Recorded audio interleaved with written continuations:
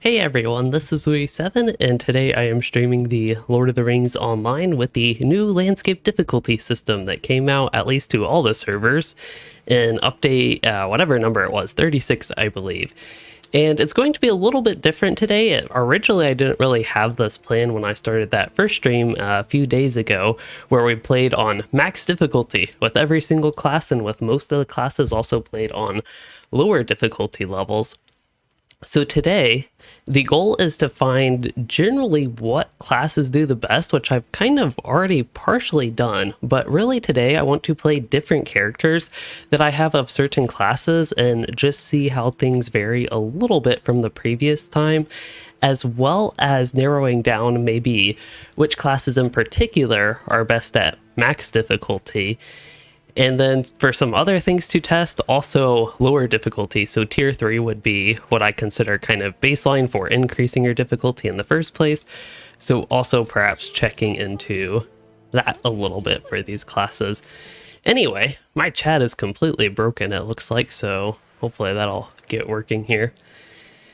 And in the meantime, I'm going to go ahead and try to find, I believe there should be a difficulty NPC actually, and I would have assumed Thorin's Gate, like right here around the town services, which I did just get. I have no idea how this character will work out, by the way, but one of the things that I did not do last time was a lot of these classes were like lower levels, just random ones I had leveling on Landreval, but I actually have every single class except Brawler at least level 120 on Arkenstone, and Brawler 106 is my highest, so I thought I could actually test with the Brawler. I don't have high expectations, but last time it surprised me, so maybe this time it will surprise me as well.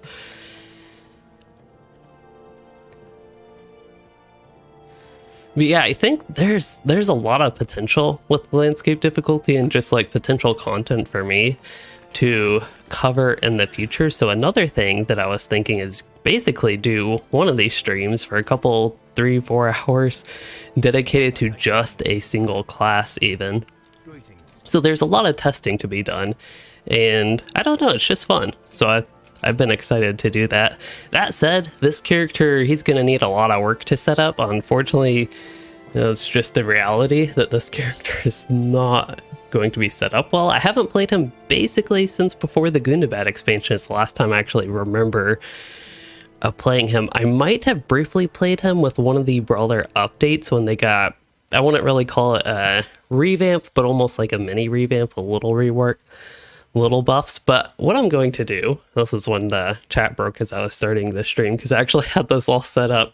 I'm going to ask you all, which class do you think will do best? So basically I'm picking the classes that already performed well last time, certain ones that I maybe have already basically tested I might not cover again. But what I'm kind of curious is from maybe this list, I'll do another one later when we switch to different classes, but from this list, which do you think will do best? And I need one more here, and it was Lore Master. There we go.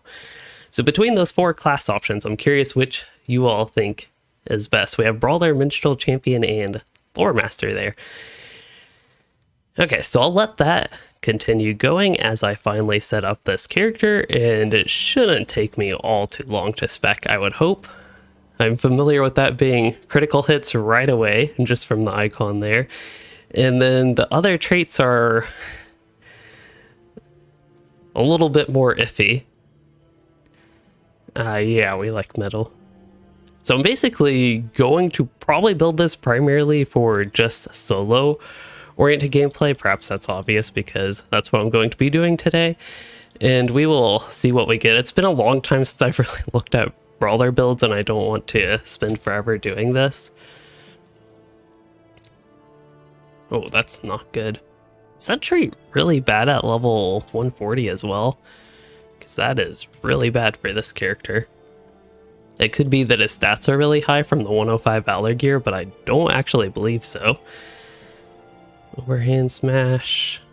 Devastate damage. I remember that trait and always finding it funny. I also, last time I played Brawler, these 2 traits were like not worth picking. I think maybe there was a point where you just had so many trait points that they were kind of filler traits, but I don't know if that's still the case because the latent light and your light damage sources, I think latent light was the only light source damage. I don't know if that's still the case, but they were just not worth picking up. So I'll go ahead and get devastate damage, as funny of a trait that one is. And then I think there's a good bit of stuff in the yellow line. If I remember correctly, they finally buff vulnerable strike. Maybe they didn't. Oh, this is another problem that we did end up covering yesterday, or last stream rather, and just how differently I play the different characters and just less familiar with them. I love out of combat run speed, even though that's not going to help us. Increased AoE targets, I remember that trait. Tactical mitigation, those numbers seem low, but I am level 106, so that's actually something that could be worth picking in. Oh yeah, didn't they like hugely nerf strike as one? For some reason I remember that being stronger. And then all these share traits are, as far as I know, useless for me because it's to share the buffs to the fellowship, and I'm playing completely solo today. And then I don't even know if I have food to take advantage of these boosts, but normally I would consider them worth putting trait points in. We'll go ahead and get these two guys, and then I'll get that. I don't anticipate it doing too much, but we have to spend trait points in something. Now, it is possible that Redline also has like just increased raw vitality. Could actually be a little bit helpful. Let's see, maybe vulnerable duration. I won't put points in that, and I'll put 50%.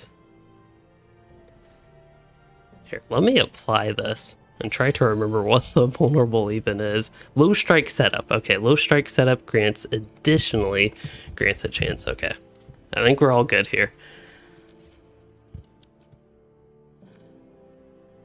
And we have one more trait point. Okay, I'll just do that one, because why not? Oh, I could have done tactical mitt. That's right. Oh well.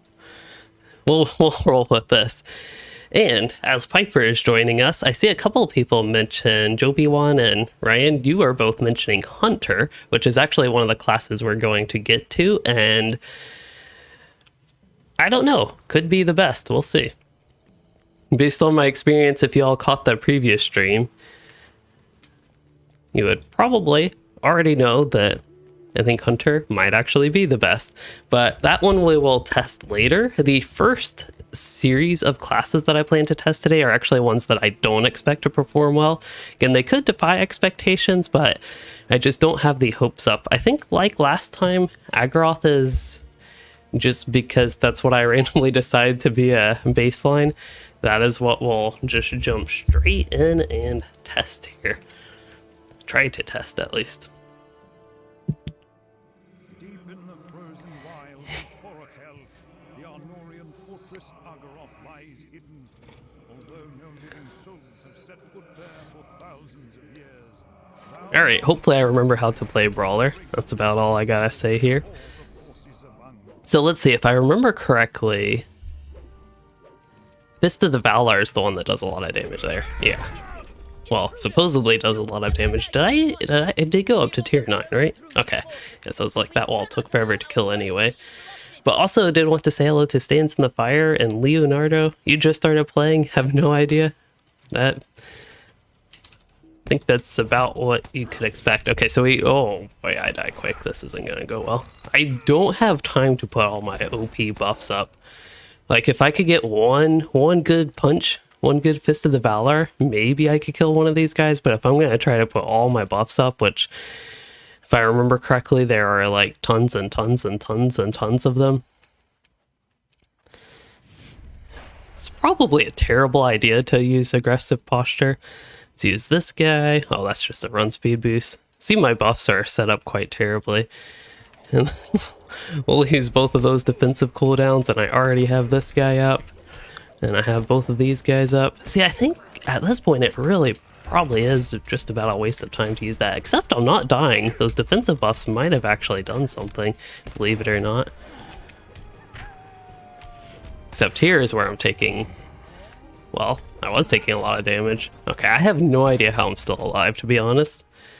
That's the problem with not playing the brawler, and they have 1, 2, 3, 4, 5, 6, 7, 8, 9, at least 9 cooldown skills that I sort of button mash there. One of them decreases incoming damage actually, and it gives you a damage buff for that duration. This one just reduces metal cost, which is good. Battle flow, I think, gives you more damage per metal, which it looks like this just adds to that. And then this is a movement speed buff. We don't need that. Or at least don't need that there. And then strike is 1, you get increased damage, or fellowship damage boost. That one you get increased damage. This one you get increased damage. So there's a lot there. That was the big theme with the brawler that I remember though from back in the day, was efficient use of your buffs is like one of the keys to optimization of brawler gameplay. It's also one of the things I didn't like about them. It was just so many random buffs to push. It was kind of annoying to me. Also, I have no idea where that wolf went. I defeated the hunter. Maybe the wolf despawns. Well, we left ourselves with a signature for better or worse. Okay, so this one just decreases incoming damage. This one also reduces incoming damage. So these would be my 2 survival ones. And I did not expect this guy to pull already, so let's use these things. Eventually all my buffs will go off, and maybe this cat will get out of my way so I can actually know what I'm doing.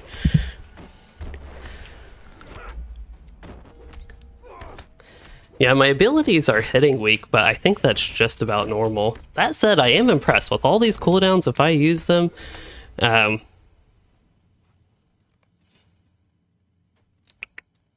was I saying? I got all distracted.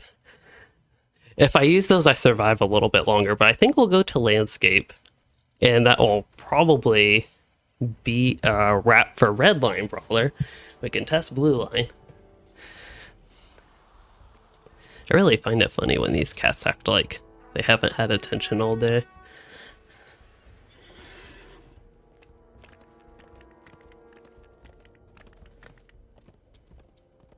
Yeah, the thing with champion that I am concerned about with going with AoE is just dying before you can kill anything. That was basically my experience last time testing champion. I'm surprised a lot of people are voting champion actually, because that was one of the, for tier 9 specifically, that was one of the lower performing ones, but for tier 3, it was one of the higher performing ones. So that's actually, I'm planning probably going to have to split it into 2 videos, because it's actually really complicated. I don't think I have any mithril coins on the server, but it's really complicated with the best class for the increased landscape difficulty, because I think that certain classes excel at tier 9. It's not like they're bad at tier 3 if they are better than others at soloing tier 9, but then other ones that are maybe not as punished as they would be running tier 9 are able to go through tier 3 content faster. And champion is one of the ones from the previous time playing, is where they didn't do too well on tier 9, but they did a lot better on tier 3 than some other classes. So I don't actually know where to take this character for landscape, to be honest, so we're just gonna talk to this guy over here, and I don't know, feels like Yerobor fits him as a dwarf, so we'll do that. The great thing about missions, really, I actually do love this aspect. I also, kind of randomly, just some other objectives I have. I actually did want to level my captain. I don't know if I'll get to it today, but if that is one of the classes we get to testing,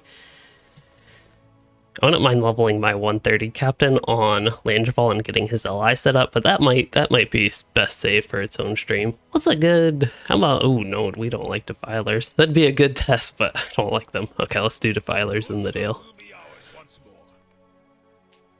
We can't just chicken out. That's kind of like if you play, one of the things I noticed, if you just play on the highest difficulty because you want to play on the highest difficulty, but then you just only fight mobs that are like 5 levels under you, it kind of negates a lot of the challenge, and it's like, why even run on higher difficulty anyway? Okay, so let's spend an hour or 2 buffing ourselves.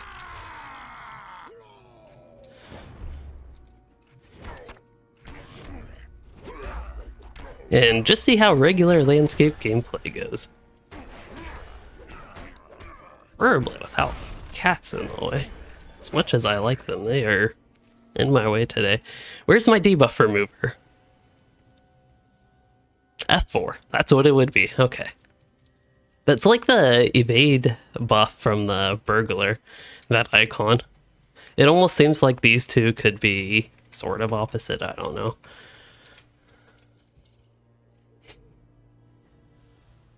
Caught in the act.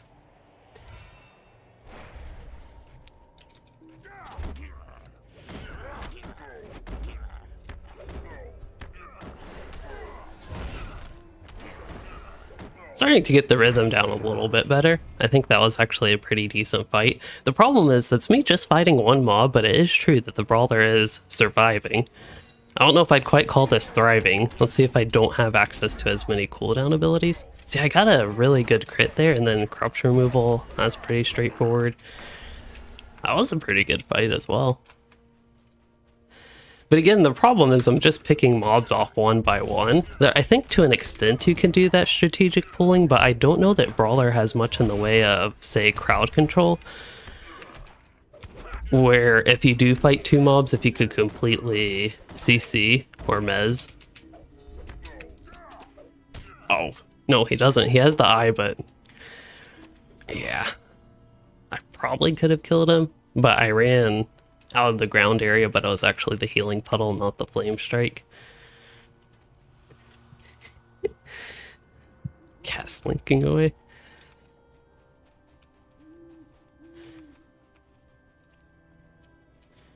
What's this one? This one's a slow. You could kite. It's probably gonna pull the defiler. All right.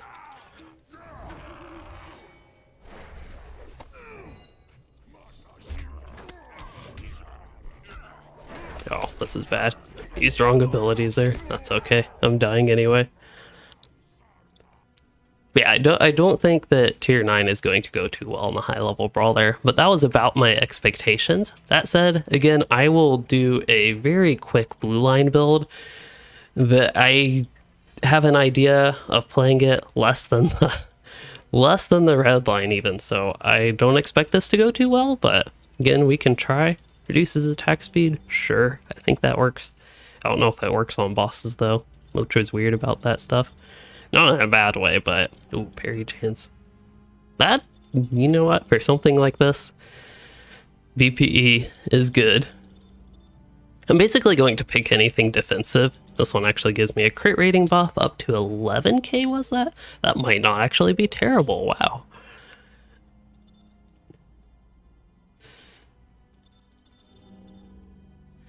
Anything that looks good, defenses and good healing, and yeah, will give me a finesse buff that it doesn't even say how much. Oh, when I parry. Well, ideally, you would never need that. I think for an ideally geared brawler, you would never have that trait, but we are... I'm just going to max out blue line. This is probably not the best idea, but again, I'm just trying to get something really quick here. Like increased setup skills, like increased mitigation there. We still like buffs. Still like that. And, oh, nice. I'll go with that. Probably not that great. We'll go ahead and go on defensive posture here. And then this is going to be the hotspot standing area one. That's a run speed boost. This one, okay. This is a offensive buff. I kind of remember that, but I wasn't expecting that, I will say. I think these are all defensive buffs, rather. Joy battle heal. Yeah, we'll go with something like this. I don't expect this to go that well. Never did play EverQuest, and that means I did not play EverQuest where crowd control and Mez were a key meta gameplay mechanic. Yeah, I'm expecting Minstrel won't be too bad, Lucid. Minstrel, Bella also voted them, it looks like. If you can kite, they can do pretty well. You even do have some crowd control options, so I'm going to test my higher level minstrel today, which is really exciting. I only did my mid-level minstrel, which already did pretty decently. They were probably the closest to hunter, as a quick spoiler. Okay, I don't know if I should try this. Let me just fight a single mob to kind of get an idea of what my abilities do.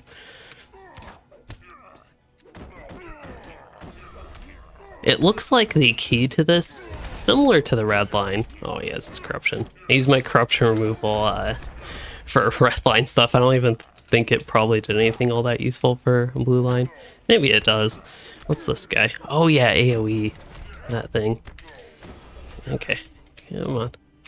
We can make it out. There we go. Oh. Well, that's no fair. Okay, I gotta have some self-heal in here, right? An unvery harmful skill, restore 3% max morale. Let's do it.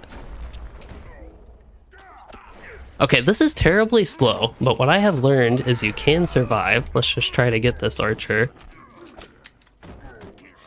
OP. Don't you hate it when the mobs actually know how to, like, move and position themselves strategically? Like, this archer keeps just backing away. I'll get in his melee, but then he backs away. Gotta very slowly move. By that point, I'll probably be dead because I ain't focusing on my health or defenses.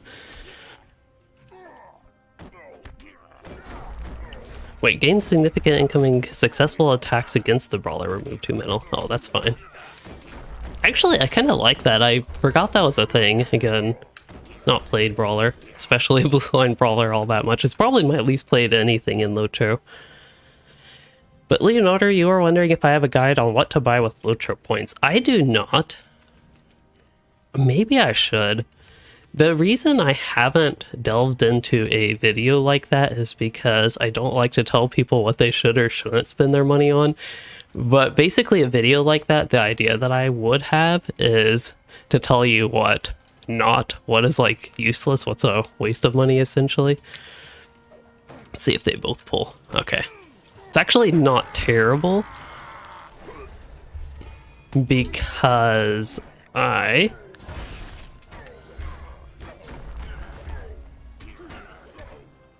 want to see if I can survive this anyway. Okay, what's this guy? This one reduces incoming damage. Let's go ahead and use it. I love that ability, but okay, this warrior. Gotta remove the corruption.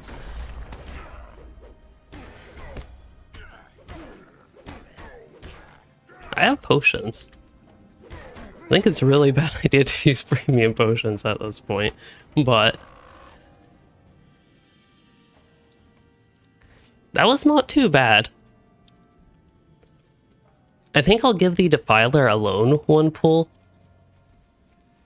but it's a good note, a good starting point for me to see how other classes compare. I think Blue Lion has some potential. My main problem with the blue line, for anybody curious, like gameplay mechanic wise, and just in general what I do, is I am not as familiar with the setup abilities and what they do for blue line versus red line. Red line, I'm actually remember what they do and what setup abilities create a good combination with what finisher abilities. Okay, he has 2 corruptions on him. One is a healing one. I don't think any of the are the not delving ones, but difficulty ones. But that's one problem with the system. I know a lot of people have been complaining about the Eye of Sauron, but one problem is mobs already, like corruptions is already a regular game mechanic, and sometimes the way they stack with regular corruptions. Oh, we need a heal. Push buttons until I'm healed. It sucks that that's my strategy.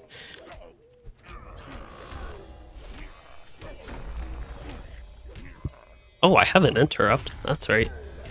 There we go. Got him interrupted. He's healed up quite healthily, but we'll do that, and then I'll get a bunch of my offensive boosts here. I'm gonna get quite the damage buff, even as a blue line brawler. That's actually pretty impressive.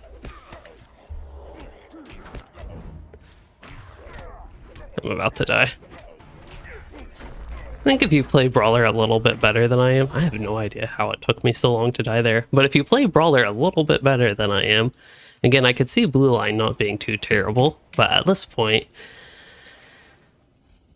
I'll go ahead and log out. I'm suspecting this will be kind of the case, especially as you get higher level with tanks, because the tanks, or because at high levels, the mobs just don't do quite as much damage. I find my character's defensives kind of scale up with level, where they aren't getting one shot or two shot quite as much compared to the lower levels. So tanks have the opportunity to actually use their mitigations and survive a bit longer than a DPS, compared to like both the tank and DPS specs just getting instantly annihilated. So I think that is a sort of good thing to see there with the Brawler tank, even at level 106. Also, I have no idea what his allies were like, if anybody is curious. He would be up with the new system, that's all I know, and he was Valor'd, so I probably had them somewhat decently set up. But I think next up, we'll go to Lore Master. And it looks like at this point, Champion still has about a little bit over a third of the total votes.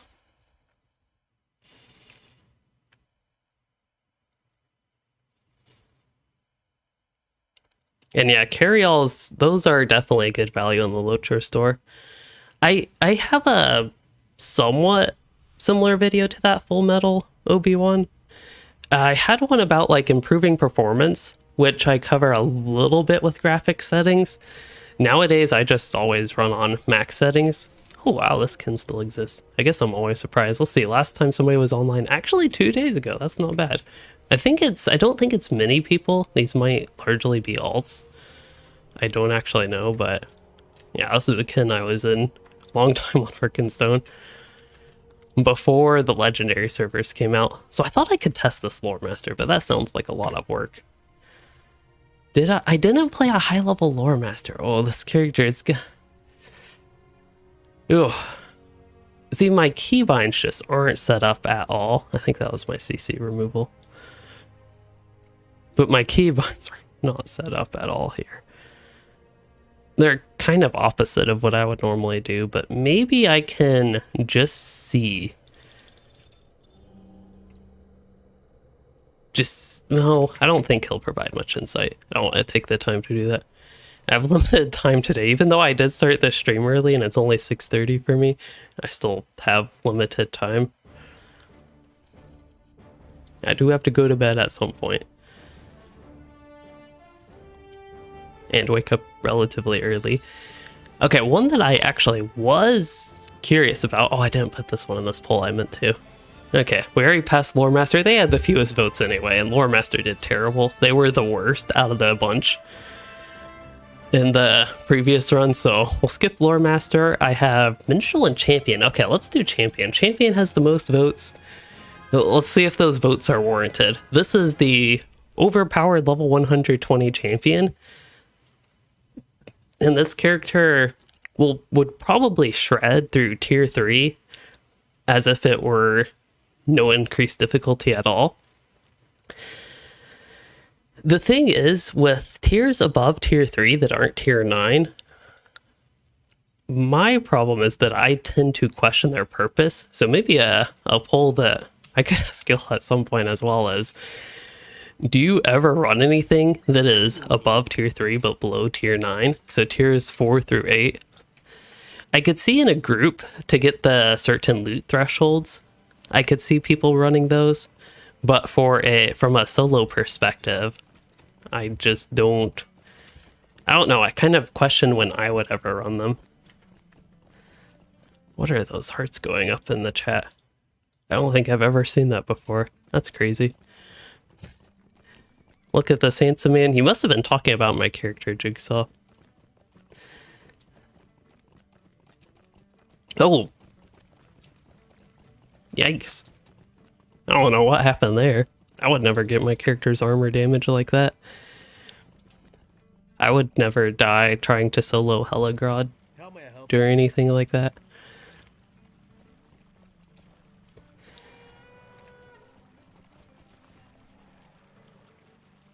Could I speak with you a moment? Oh, isn't that... I don't really watch Twitch, but isn't that a thing you can do on Twitch? It's just like click things and it'll kind of fly up chat like that.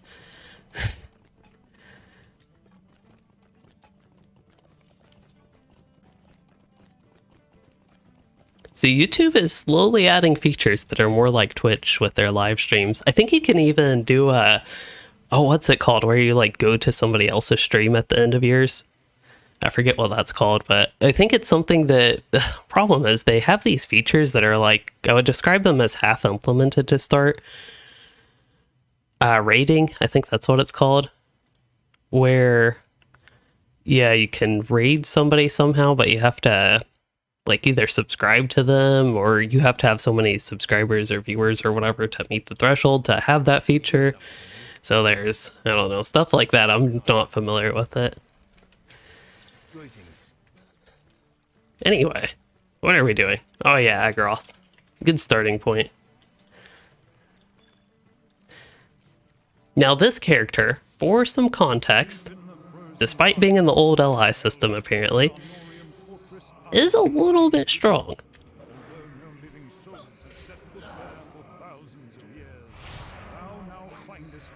So I don't anticipate Yellow Line to really do much of anything, but we will see. I ain't going to discredit it before we even start it. That's why we're testing it. I just don't have high expectations for this character. I also don't know what my build's like. It could, oh yeah, that's a fun build, but not necessarily the most useful. It might be pretty good at level whatever I am, but that's not what I'd run at 140.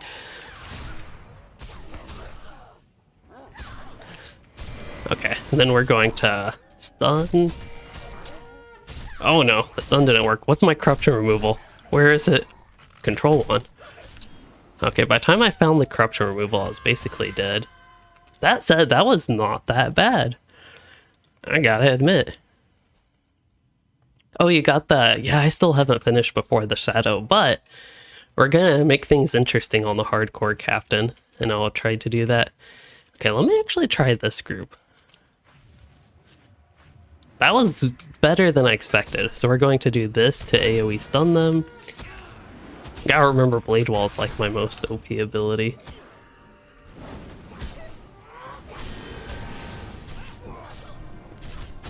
Okay, if I can kill one of these, I would be happy. I think that's the point. Didn't I get on one of the characters on Landfall? I was like slowly able to defeat this group. I forget which character that was. That was only 3 days ago. That's the problem with doing such a long stream though. Okay, I'll give it one more attempt here. I know I won't have my self-heal. Really make sure I get that interrupt.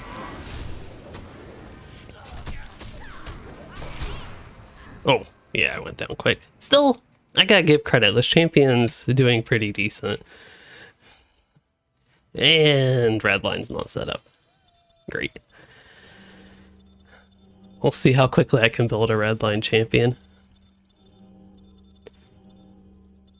It makes it look like I actually somewhat know these classes when I can press these buttons that quick, great.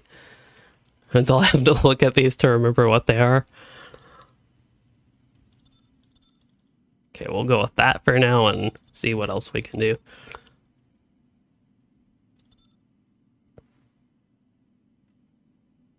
Blade Wall's really strong. I'll go ahead and put points in that. Possible that similar to my other build, do I need finesse? I guess that's the question here. Yeah, we'll get finesse. I also have no idea what my virtues are like on this character, but yeah, I think the vitality there would be pretty good. I don't know, we'll go something funky like that. The brawler so far, the Goose, is I think decent at low levels, but will kind of become less useful or less good at tier 9 specifically, max difficulty. At higher levels, I think it should handle tier 3 perfectly well at all of the levels. And then, oh, that's Raging Blade. Sure, we'll do something like that. That's not my normal setup, but I can make this work. Okay, we'll do the 2 on the left. Probably see if I can get the Hunter down real quick. Now I gotta remember how to play Redline Champion. Oh, I have my AoE stun still. Okay, that might not have been Yeah, this is what I should have stunned earlier. I should have actually had that, I think. But yeah, Brawler I think should do perfectly fine on tier 3, but Blue Line, while slow, might be able to survive if you want to run tier 9 solo for some reason. Might be able to survive that decently. Okay, let's try this again, but I will stun earlier in the sequence here. I kind of went for it with the Remorseless Strike, I think that's called. Yeah, which actually, I think I did get a crit on that. Also, I'm dual wielding and with the old LI system as another gentle reminder, which with the new LI system, I would use a two-hander and that would all be better. But okay, Champion I think is clearly not the best at this. I was able to get through it with my Brawler, but I think it's possible. I just gotta get a little bit... Oh, okay, that actually worked. I just gotta get a little bit better here. If I can survive both at once, see, that's just like... I'd almost describe it as RNG, but I survived there. I did use my heal though. That might actually impact things if you use your heals. That was pretty good. Yeah, for some reason Blade Wall, I thought at one point they nerfed it a little bit, but even if we compare it to Swift Strike, and I'm in the red line as a double reminder, Wild Attack, it's pretty similar to Wild Attack, but in AoE, and I think faster animation.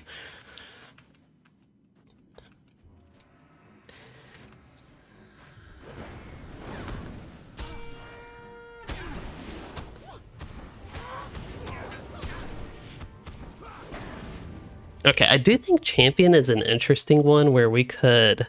Like, I just want to show the difference on tier 3. Because a lot of people are voting Champion, which to me just means that people are probably excited about Champion. So it's probably not that exciting to me to see me get totally shredded here. But just to show, if I go on tier 3 instead, so that's like the baseline Fearless, it looks like it's called. I wonder tier 7 if you go to Heroic, if they had a reason to run tier 7 when you are solo, like one thing, also their naming scheme doesn't make sense. Oh no, never mind. It kind of works. But anyway, if they had a reason to run tier 7 to say go up to the Heroic threshold, I think that would be a lot more interesting because this is maybe something we can test at some point. But I think tier 7 could be a good like high difficulty, but soloable where it's not like real slog to get through. I imagine that tier 7 might be a good point for that. So one thing I would probably like to see with the system is maybe motivation to run tier 7 when solo. As far as I remember, that's not a thing. And I'll just run in here. We'll be yellow line. Yeah, my skill setup is not ideal for yellow line. Come on, buttons work. There we go. Just took me that long to use that one ability. I think I'm pressing buttons too fast. And even with I don't know if it's clunky animations or if I'm actually getting some lag here, but oh, that was terrible to use Blade Storm. Don't mind my terrible playing here. I don't even know where my debuff remover is. There it is. Okay, that's what I was looking for. If we ignore my terrible playing there, I think it was fairly evident that these things died super easy. Slightly less terrible playing. That's what can happen.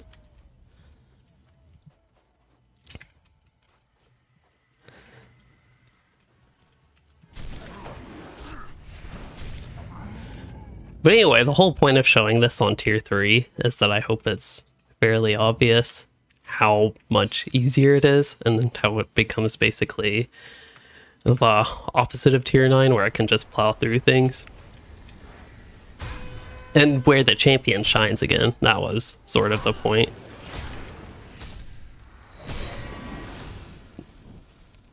Easy peasy. Oh, Joby1, I was curious what you were saying you said you wish there was a mod to compare items, but to know which is actually like better for your character, taking into account stat caps and spec, that would be pretty neat. That might be possible with an add-on if it just like gets your class, and maybe if the add-on could somehow read your specialization, or if you even have to manually input that. I would imagine that it could pull from a list of like optimal stats and sort of tell you. There's a lot of flexibility in LOTRO though, I find that, oops, I wanted to log out. But for people that voted, anyway, first, there's a lot of flexibility in how you can build your character for what you run as well though, so that would be a complication. But still, in terms of general stat caps, it's probably possible to create a good baseline. Anyway, for people that voted champion, hopefully you voted for tier 3, because they did not do well on tier 9, but did very well on tier 3. It was such a contrast. And that's also one of the cases where I'd actually consider champion to be better than brawler at tier 3, while I'd consider brawler to be slightly better than champion at tier 9. That said, I did not play Blue Line Champion, so it's actually possible that Blue Line Champion would be similar to Blue Line Brawler, although I wouldn't expect that.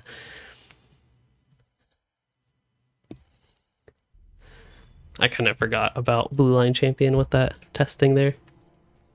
For Minstrel, this is my high level Minstrel, so we can finish this build out. Last time I played this character was that starter build, that means, wow.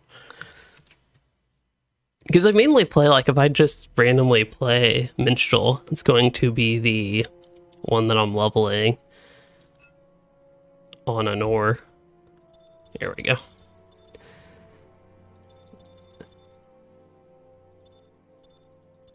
Cry of the Chorus, yeah, we like that. That's actually...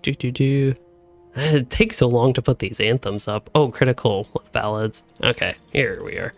Here's the good treats. Do I want this?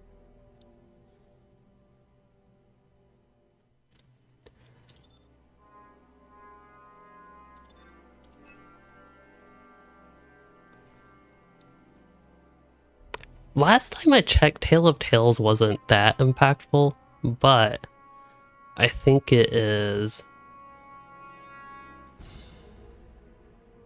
Okay, do we want Anthem of Free Peoples? Maybe. Oh, I need 3 points. Okay, we'll just go with this.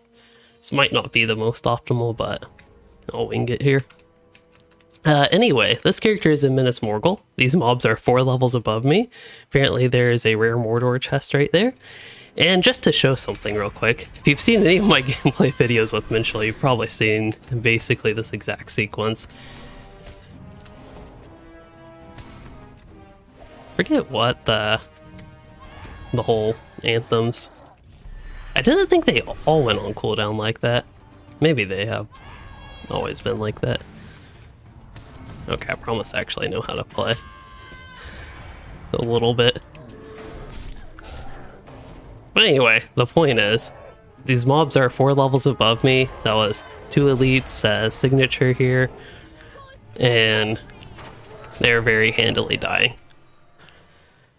Do I have an easy way back here? I actually do not, so I want to... Is there a nearby milestone? There is actually at the camp out here. But I want to test that same area, because if a Minstrel on tier 9 solo can take out elites and signatures, that'll be a huge step up from what we had. That said, this is a very open environment, and that's one of the complications with all these classes, is if you are in a closed environment where you can't kite. So this is particularly important for something like, I'd even argue Redline Hunter, because you can set up your crowd control and traps better in a more open area. But Blue Line Hunter, Yellow Line Runekeeper, and Red Line Minstrel, I think, really benefit from being in a wide open area. So when we go to Agraroth, they won't quite have as much benefit there. Okay, now I need to find a way to Bree. I seem to always have random maps. I'll see if these take me anywhere that could go to Bree. Snowborn, Aldberg, Dalelands. We'll try that one.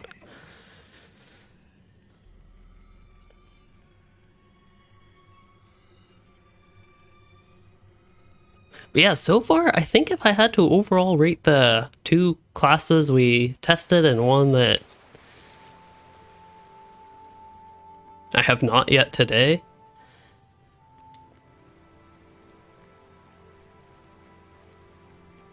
the champion I think so far is out ahead.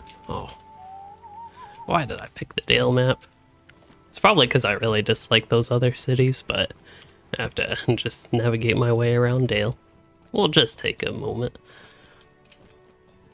This is a place I haven't been to frequently. Nice to admire its beauty while we can here. I wonder if I have ambient light up. Ah, that looks a lot more immersive. And we should be able to go to South Bree where I can get the difficulty up. Wonder what this character's allies are like. Oh, they actually are the new... Oh yeah, that's right, I did the video on that with the minstrel. Kind of randomly, but it's because I like this character. But I have this heraldry, it's a 121 of the owl. Yeah, probably rather eagle, which looks like I have on both. I like that guy's outfit.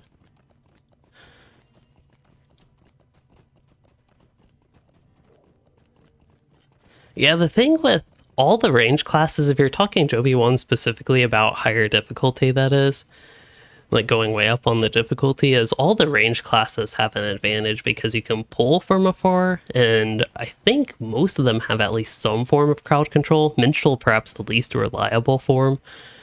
I think they have a Song of Distraction. Not detect players, that's not it. Oh, here it is, F3. Fear, I think that's their main form. And then for close range, 10-meter radius, Call of the Second Age. Though I wonder if for the Li traceries if Call of the Second Age is considered a ranged. +9, no, that wouldn't be ranged attack extension modified. It'd be great if it were, but it is not.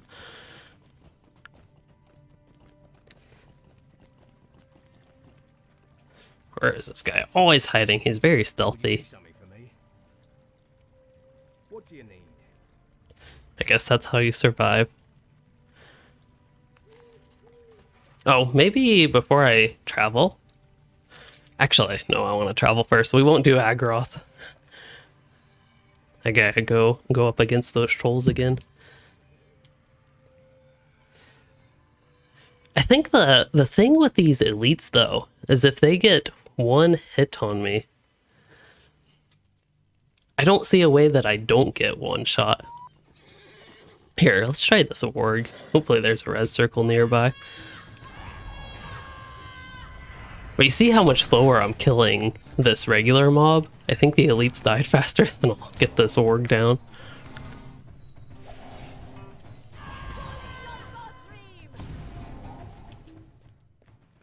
Oh, that did not reset the anthem cooldowns. Well, that's okay. But yeah, if I can stay like this and just eternally kite the mob, Minstrel does perfectly well. So far, it already does better than the other classes even.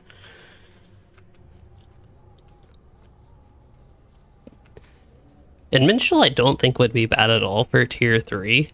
I think it's harder to directly compare Champion and Minstrel for tier 3 just because they're so different.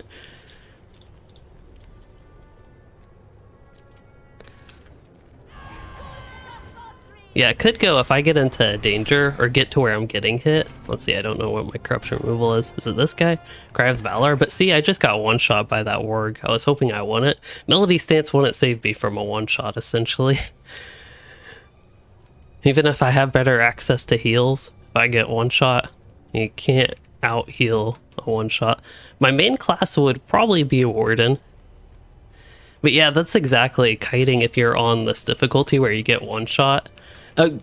Also, keep in mind these mobs are above my level. While I have some pretty good gear, despite no pocket item, they are above my level. I have 0 virtues though, so that almost that almost evens out the gear. If you have good virtues, but like decent gear at this point, then might actually be pretty similar to this mini. Oh yeah, Melody, that gives Piercing Cry a stun, right?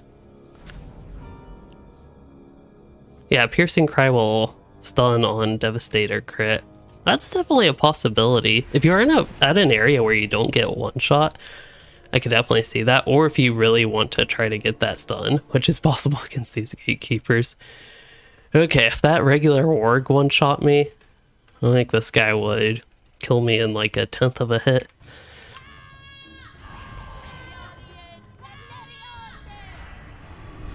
Okay, when he gets nearby, I'm gonna use Second Age. Hopefully he doesn't hit me. He hit me. The stun didn't even go off anyway. I got a hit, but he must have avoided the stun somehow. That's where Melody stance. I don't know that a stun would save me, but now I gotta try the same thing in Melody stance. If this were the last character that I was testing, and this was the last thing to do, I'd probably sit here long enough to actually defeat this troll, but I do want to make progress today, so I probably won't sit here that long. Swatted me like a gnat. That is right. It's one way to make Minas Morgul feel dangerous, if it wasn't already enough dangerous for you.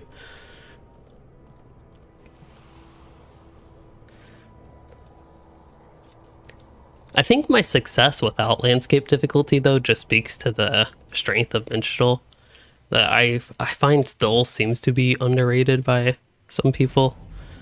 Another thing I could do is bubble. I don't know that that is enough. It's 30-second duration, but I don't know that that is enough to save me from defeat. Okay, there we go. We got a stun. Now's my chance. Oh, he's gonna be immune to stun. That's okay. We got this. Okay, as soon as he gets anywhere near my range, there we go. He's gonna... Okay, he was not stunned.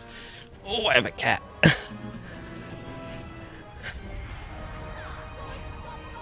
He's catching up. Wait, I have a slow, don't I? Do I? Do I have a slow? I have a fear. I could have used the fear. Do I have a slow, though? How low did I get him? I wasn't paying attention to the health. Did I get him like halfway? Not quite. Okay, we got him about a third or a quarter. Still, I'm impressed with the Minstrel. That said, I don't have as high expectations for Agroth, even though, again, if I just go out here and fight, I don't know, preferably some real mob, not these fake lights and crawlers. If I just fight something random like this, even a Melody stance here where I have a little bit less damage, I could actually use my debuff since this fight will last more than 2 seconds. Actually, I want to see if this guy one-shots me. I was gonna say that would be pretty bad if this tiny thing one-shot me. Why is it called a Second Age, not stunning? I thought oh, I don't have that trait. I've been trying to rely on that stun, yet I don't have that trait. I also don't think that gives enough morale to save me from the one-shot. Maybe from that warg earlier, though.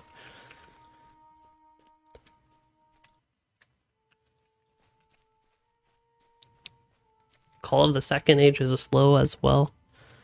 I know it stuns, it boosts movement speed. I don't know if that's a yellow line thing, or not a yellow line thing, but yellow stance thing. But it does... Yeah, have that stun if you have the traits, but I haven't had that traded apparently. Cry of the Wizards, that's the slow, okay.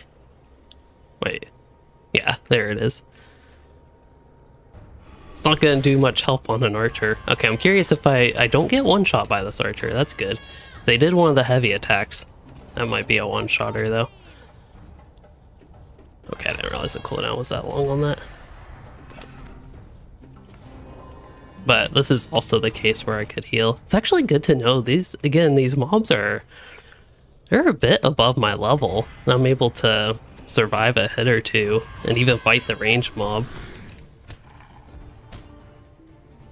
I want this warg to hit me.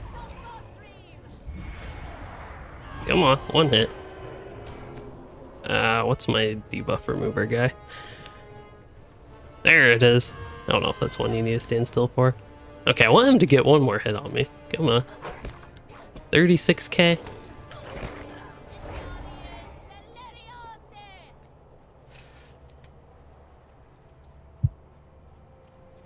Yeah, unfortunately, sometimes the LOTRO servers are laggy. It was pretty bad on Landball. And just yeah, somewhere between pretty bad and very bad on Landball last time we were playing. Here's a little bit on Arkenstone.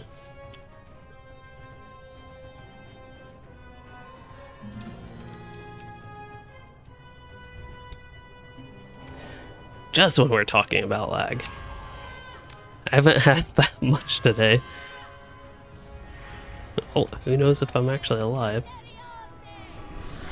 It actually seems like mobs kind of lag with you sometimes, which is kind of convenient. Alright, I think we're good to test out Agroth.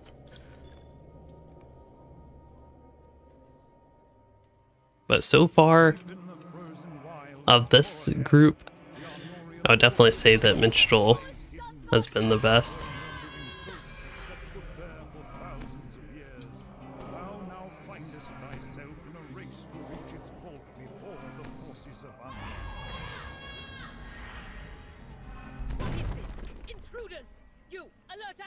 Do I try to fight the group of 3 before I even fight the other ones?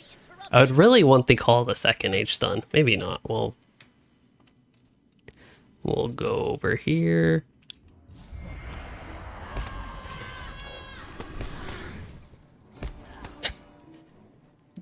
Wait, I got in combat with the sorcerer somehow. Oh. Don't know what I'm in combat with, but I will bolster my courage for this. Hunting wolf.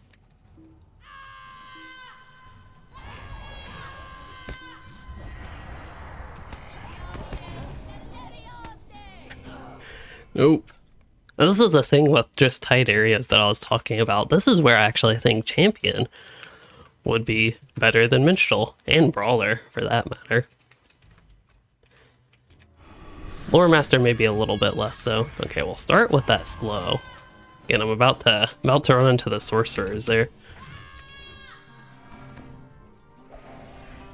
Okay, come out, well. But when I have this room to play around a little bit, okay, we'll break LOS. Oh, he hit me through that somehow. What a cheater. Oh, that hits, but Cry of the whatever didn't hit.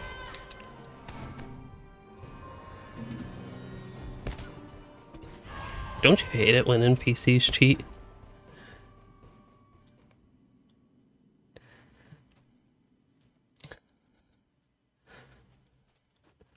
Yeah, it takes some work, but if you have a little bit of room to move, Minstrel can kind of work out.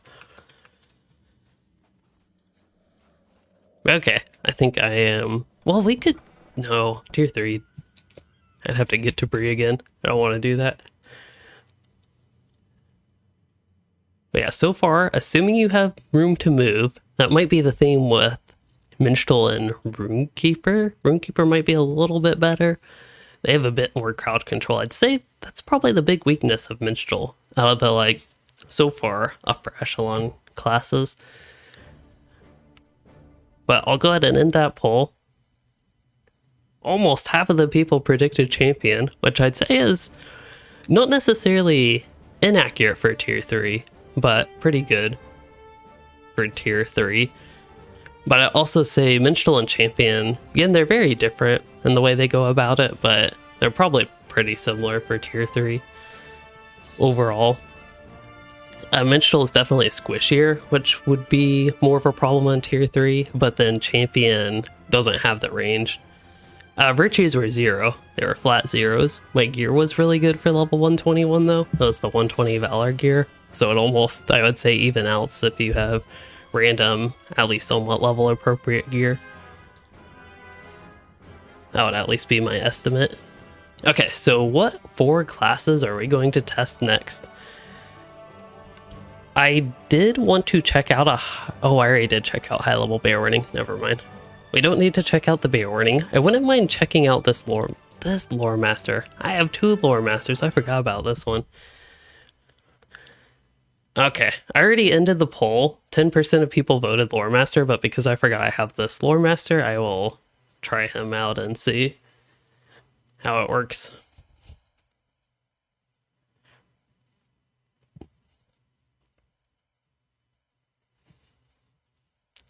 But yeah, I don't know with this higher level lore master. I just don't expect it to do that well, but maybe it'll surprise me and be different than the lower level ones. I don't know why this camera's focus is off, but sure. Completed level 20, level 30. That tells you how long it's been since I played this character. But at least this character has keybind somewhat set up for normal because I have actually, believe it or not, played this character in the past like 5 years.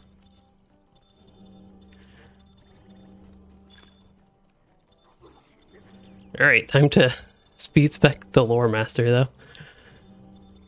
Blue stuff in the red line's pretty decent. And then I think that's cracked earth damage, but we'll see. This also gives me lightning type damage. These are technically actually somewhat useful to get if you want to use your debuffs, but that ain't my style. And then pet's terrible, but we'll buff it. That's just pet crit chance. Pet crit chance and damage. I don't know. I don't know if I should try to make my pet a glass cannon or actually make it where it can survive. How did I run out of trait points so quick? Oh. Wait, I want this one. Hold up.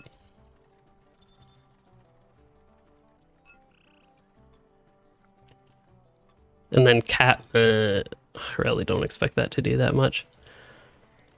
Oh, this character is not level 140 as well. Okay, maybe that's another issue that I'm running into. But the thing with Lore Master is you have a lot of crowd control. You have your pets, you have your bear that can taunt. You do have a lot of resources. It's just the ones that I was playing. I played a low level and medium level Lore Master previously. And it was definitely the worst. I think it technically, like the other classes, you could kite, but you don't have many abilities you can use on the move. They're an induction-based class, which is okay, but that does mean that a lot of your abilities can't be used on the move. Greetings, friend. I think this character is similarly geared to the Minstrel for anybody curious, so it'd actually be a decent point of comparison. Don't have the new allies though, so that's a big hurting point.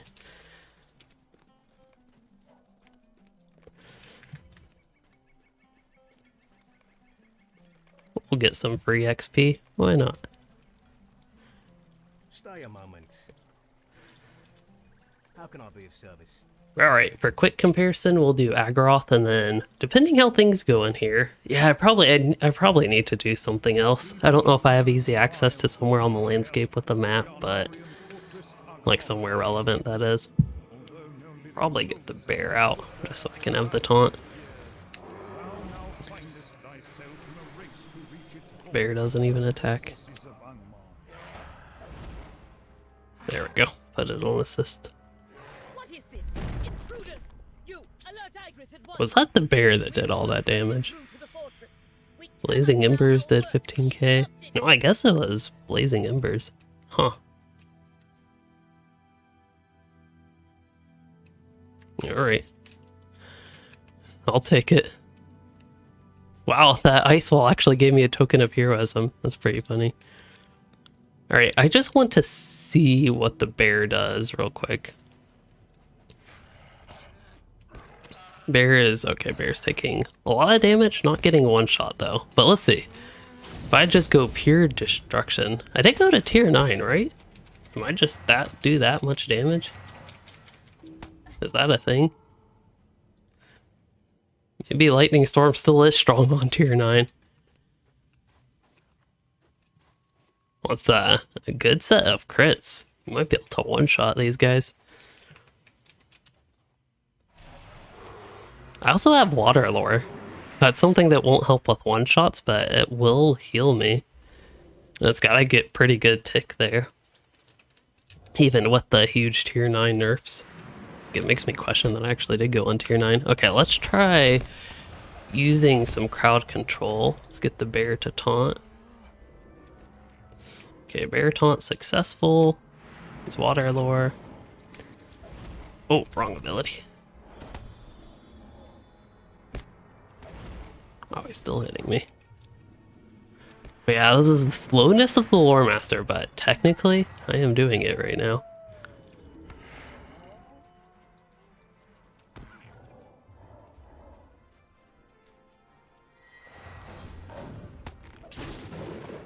Just don't mind my bear's terribleness. How many times you have to tell it to attack.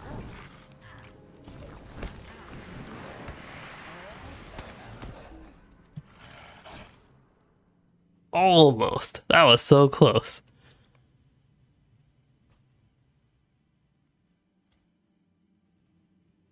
Yeah, in instances, if you're running an instance over 2 players, so 3+ players, the difficulty system does not have any effect. This is a solo instance, so it still has an impact. This instance would be insanely easy otherwise. Lightning Storm would be a guaranteed one shot on these guys, I think.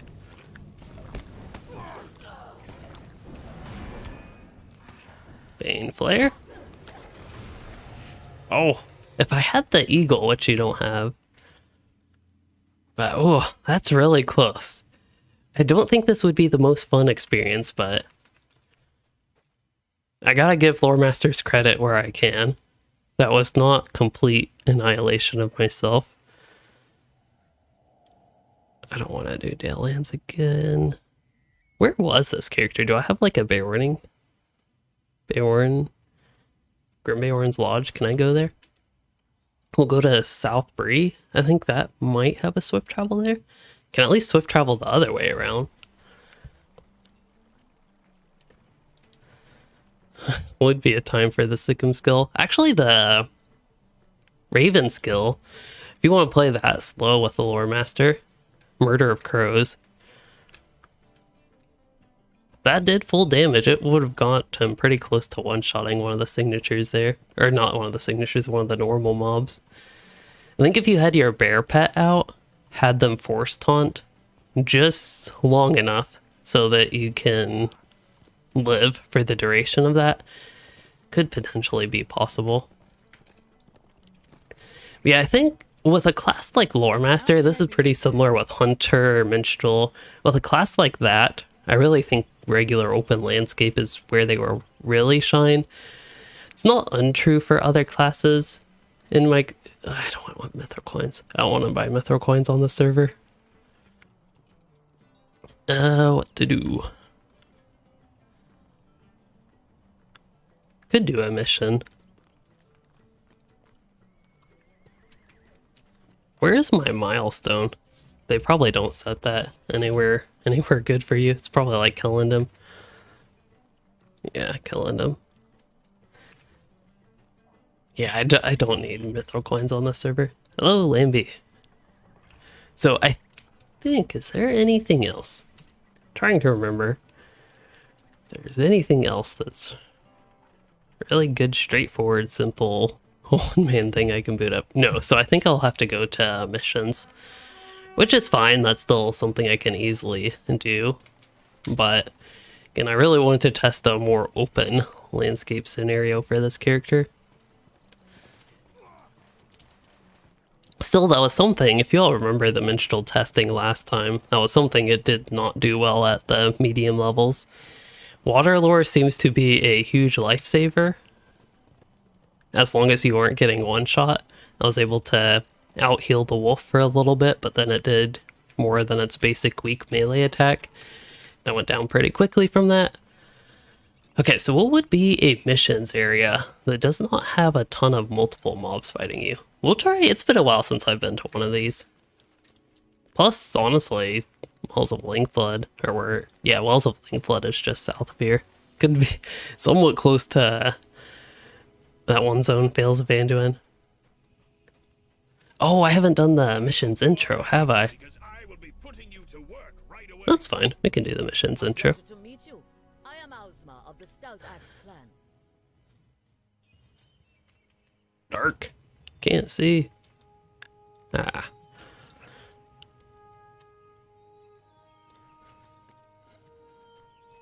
So wait for things to load. Oh, I can jump. Oh, there's a warg. Oh, we're already in combat with a warg. Okay, Bear is doing his job. Let's use Nature's Fury, Burning Embers, and then a stun. Wow. I'm actually impressed at the damage that this character does. I don't know why I do so much damage. It's so weird.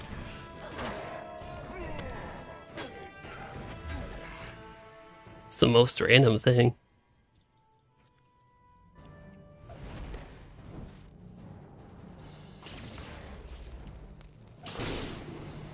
See, that's the thing though. My medium level lore master and my low level lore master both did terrible damage, but this character is actually doing like not bad damage. I don't know. And this character does have the 120 Valor gear, but I have the old LI system. I have oh, I actually do have my virtues on this character. I'm a little bit surprised.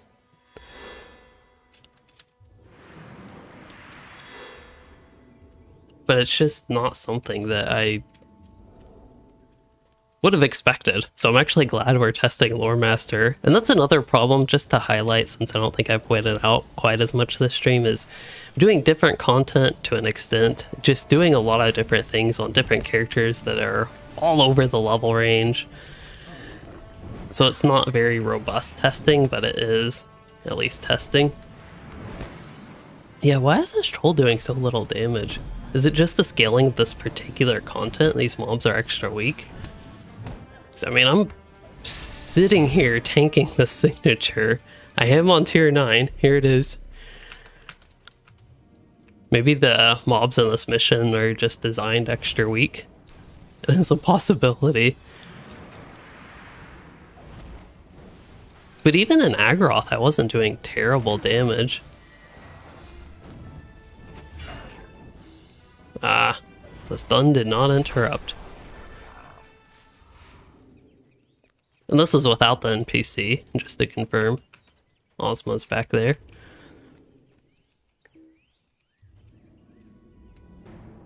But yeah, if you have a lore master that's higher level, maybe then they do similar damage to this, then maybe they actually wouldn't be too bad.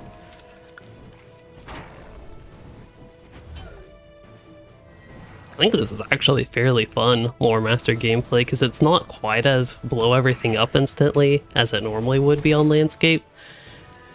But I can perhaps utilize my crowd control if I get in over my head, but even here I can take 2 mobs completely fine.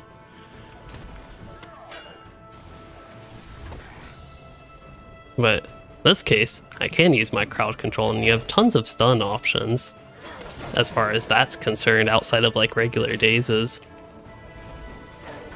And yeah, as Coyote's mentioning, you have Wizard's Fire, Wizard's Frost to kite like this. I don't have that set up that well in this character, but as low as it is, you do have that option, and with this character's damage, even Wizard's Fire doesn't do that terrible of damage. Like this Archer, not the greatest thing to kite, but just to highlight the damage. Still take a long time to kill them all, but you can work through that. Water Lore is also like, it's healing a lot. Seems to be healing a lot more than other class heals. Because usually they're nerfed quite a bit more. Okay. Just to give a comparison, I'm going to very quickly put points in a bunch of random things. This is very much so not a real build. I'm just trying to remember what's not terrible. We'll take fire damage too. Can I get this? Perfect. Okay, we'll go with that. I don't have the yellow stun, but that's okay. We'll get the bear out. We'll go have the bear force taunt. And while the bear is on the way to do that, We'll put a murder of crows and see what happens. Okay, I'll stun it because I don't want to do its induction. Anyway, point is, murder of crows is strong.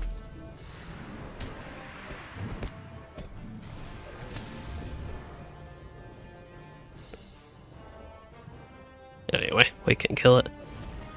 Oh yeah, and I have lightning storm. If it survives the lightning strike, it'll get lightning stormed. But I think that's good for the Lore Master. I'm really curious if anybody has played high level Lore Master, like even up to the level cap, and played on tier 9, how you find it. If it's comparable, if you maybe saw my low and medium level Lore Master where it was dreadfully slow and I was getting basically destroyed. The pet was getting destroyed as well. Or if it was maybe more like this level 120 Lore Master. Perhaps it's a bit of a unicorn character. And it could also be the situational factors with the character's gear and virtue specifically for level 120, even though I was with the old LI system. Could have some impact. Also, I forgot about this character. He's level 9. We haven't gotten to Burglar yet. Let's see. Because I want to do... I wanted to do bait... No, I already did bait warning. Hunter? Burglar. Hunter, Burglar. I wouldn't mind doing Guardian again, to be honest. What other class do I want to see besides Hunter, Burglar, and Guardian? I could do another Warden. I'm never against playing Warden more. If I'm trying to find the best, we need to do Warden and Runekeeper as well. I kind of forgot that was the point of this. I was like, so far going through some of the classes that I haven't expected to do well, besides, oh, I kind of got the stream all out of order, but that's fine. But the Minstrel I actually did expect to do well, and the Champion I didn't have the highest hopes for. Again, does wonderfully on tier 3, but not as wonderfully on tier 9. Anyway, I think first I wouldn't mind trying how Burglar goes. I'll probably wrap up with Runekeeper and Hunter because I expect those two to be the top two.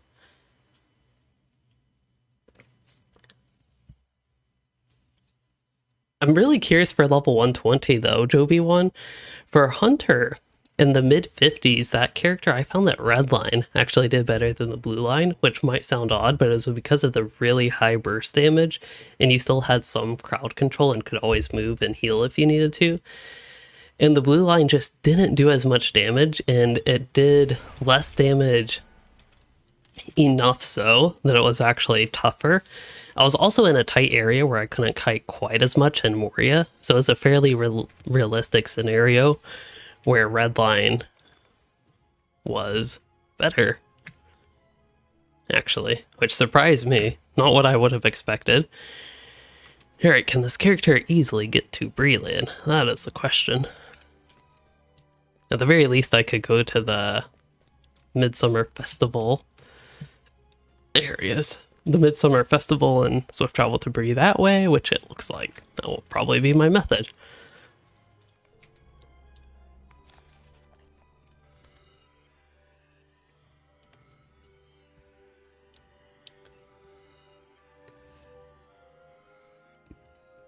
$7:23. We're making decent time. I wasn't really planning on testing all these expectedly weak characters. I was mainly going to focus on just doing a little bit of a deeper dive, checking other characters of the classes that performed very well. Sounds like Piper's growling in her sleep. These are troublesome times indeed. But there we go, Southbury. Easy enough. Probably way easier than what I did on that Hunter roundabout way through Dalelands.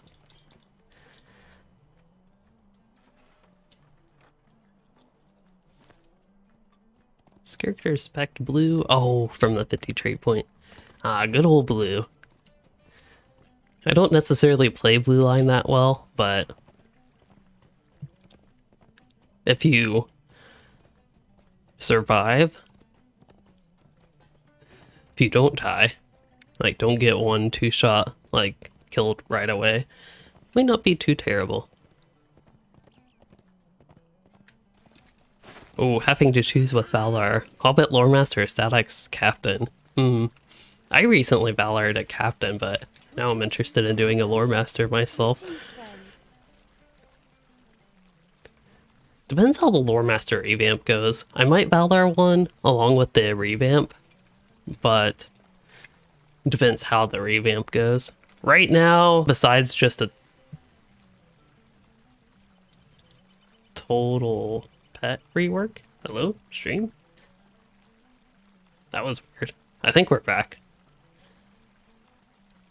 But yeah, but short of the like total pet rework, what I'd be most excited about is,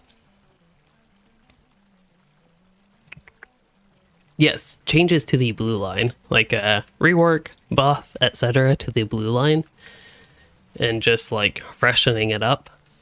But I'm not a big fan of their idea of making the blue line lore master an alternative to the red line captain as a DPS buffer. To me, it just doesn't excite me, doesn't interest me, and I personally think there's a lot more potential with it being a proper DPS pet-oriented, I should say pet-oriented spec Would you do something for me? that focuses on like just regular DPS. Doesn't mean it can't have utility and can't have debuffs and can't have buffs and all that regular stuff that Lore Master has, but I just find there's a lot of potential, and to me it almost feels like they're just throwing away the spec to go with something completely different based on me skimming their notes. Just to give some extra context and clarification. Did we go up to tier 9? I haven't paid attention to what I've been doing during this Lore Master ramble. But yeah, that's the state of the Lore Master revamp with me. My focus has been heavy on blue line, even though I'd probably play red line more than blue line. I actually prefer red line. But my focus has been a lot more on blue line because I think there's so much potential that's not in the game. But yeah, I actually anticipate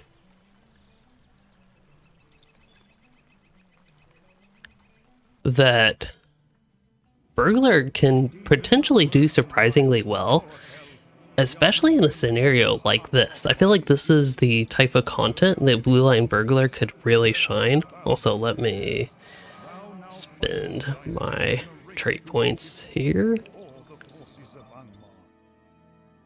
Yeah, I can't reliably get positional damage. All three of these are good. 3, 1, oop. And this, I actually think this would be better for these to become single target if we're focusing on survival, tier 9. We won't break our crowd control. That's actually basically the perfect trait for this. Alright. Let's see how terribly I play Blue Line Burglar today. Very confident in myself with this character, eh? Well, the thin ice wall is no more, so that's some good progress. Let's see.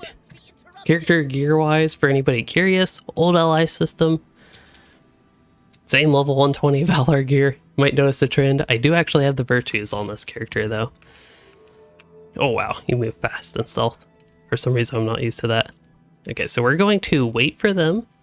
And I'm going to Mez the wolf. I want to get rid of this dude very quickly.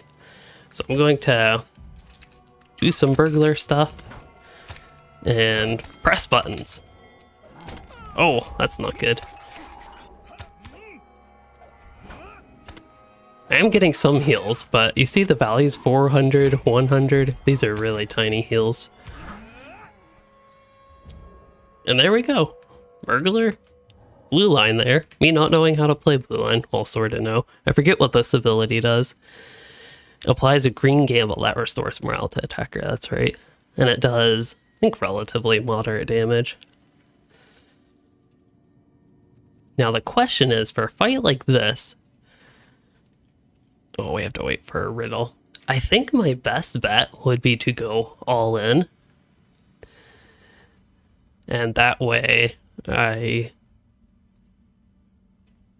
probably don't need to worry about any cash out. But that way I can focus on trying to knock out one or even two of these. And then I might try to use... I have stuns. I don't know if this one's an AoE stun. No, that's cash out. This one's not an AoE stun. That's one of the yellow line things. So we're gonna do that. And then I want... Wait. Yeah, okay, yeah. I want to hit the sorcerer here. So I'm going to use this. We'll stun this one. Stun this one. Oh, I don't have the green gamble on it. That's okay. Oh, that was close. Also, what is with the sound of flashing blades? Why does it sound terrible? Did they change the sound, or did they like mess up the sound with that? I haven't played Burglar all that much lately, probably obviously, but that just sounds terrible for some reason. I think it's flashing blades. I also noticed one thing that I'm not doing is getting my offensive gamble. I'm favoring cunning attack, but it might actually be better to get Gambler Strike. I'm not immediately aware of how much damage it does though. Also, I didn't go all in there. I think that was another bad thing about that fight. So I won't have access to my stuns here, but let's try. Oh, I have Exposed Throat. That's a stun.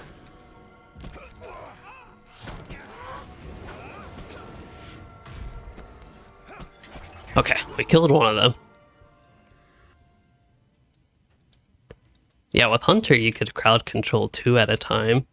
And with good use of your stuns, you can't quite stun lock things in LOTRO, but you can get, in Yellow Line, you can get AoE stuns. Startling Twist is an 8-second one. So you have some options.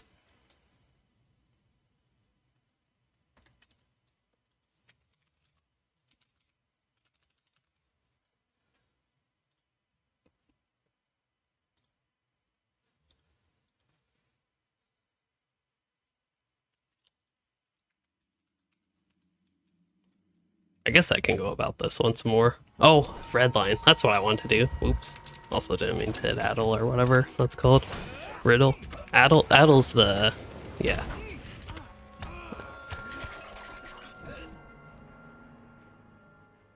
What did I die from? Oh, I had the Summon Flames. That's already strong. Without the tier 9, these sorcerers are extra tough with that. But I can try red line real quick. Again, I'm just going to build this very quickly here.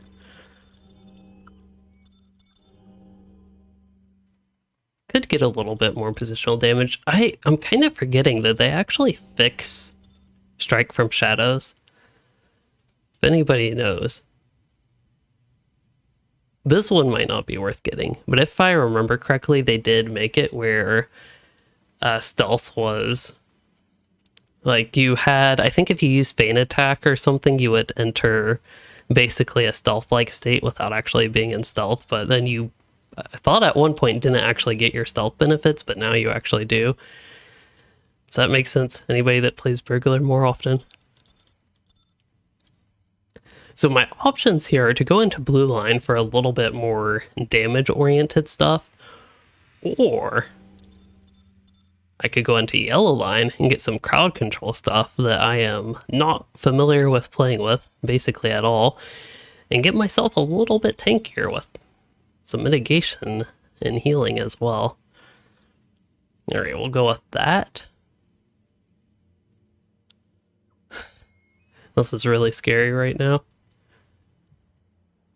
Okay. Wait, what is the second boost on that? Oh, combat stealth speed.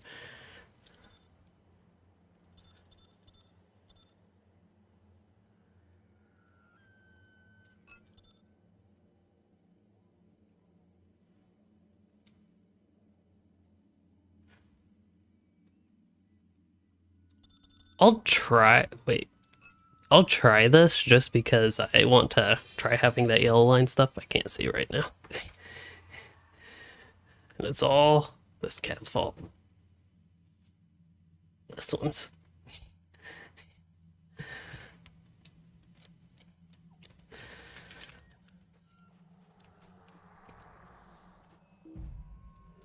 Okay, so we'll just jump right into this, because why not?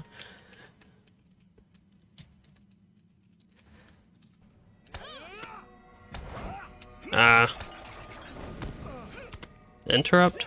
F2, okay. I'll keep in mind my interrupt is F2.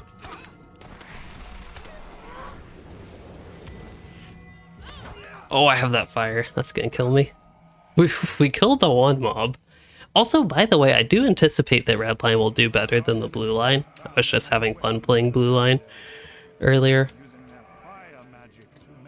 I don't know if this breaks stealth. It does not. Okay.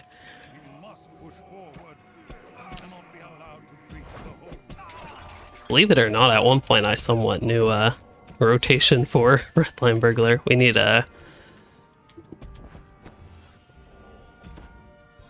There we go. I also need to use aim a little bit better. Oh, that didn't kill it. I was hoping that would dish out enough damage.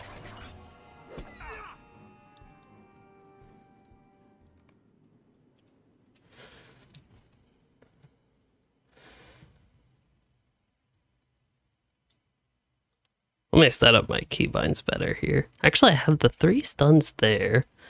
Maybe knives out. Maybe that's what I usually have at control 1. Story quest in the game that hit hard for you. For me, I don't know, hit hard at first, but the turtle one. Okay, this time I think we have it. I at least know a little bit better where my buttons are.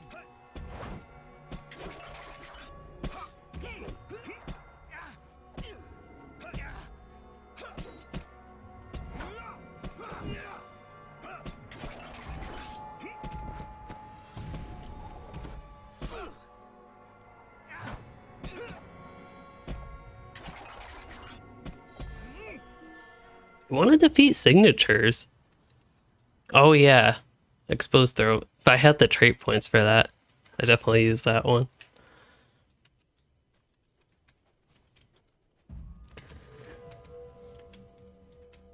But yeah, if you need to defeat signatures, burglar might be the option. Again, I anticipated that burglar wouldn't be too bad. So far, I would say they're better than champion. Ooh, that was scary.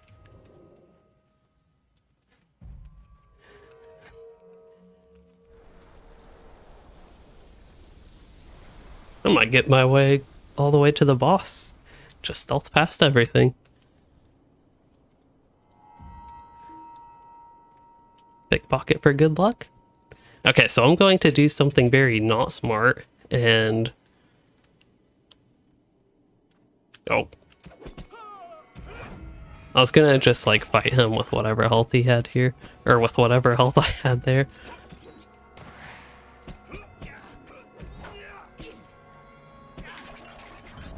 Also don't have that.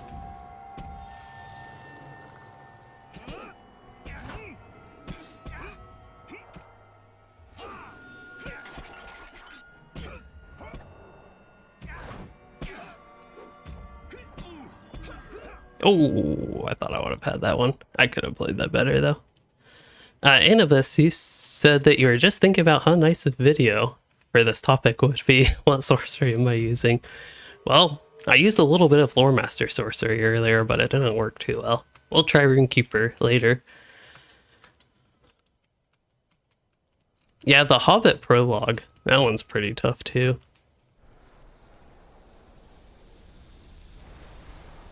Or, I was thinking about the hit hard, and then I just saw Goblin Mode mention that. I don't know if it was directly related, but...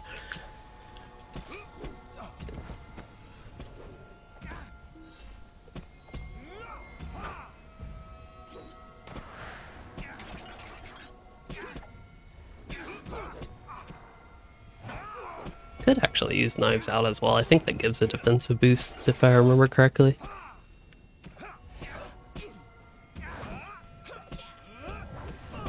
I forget with balance changes if they made Surprise Strike worth using. Corruption removal? I believe I have one somewhere. What's my corruption removal? The skill cannot be used. So I have a corruption removal, but I just can't use it? What?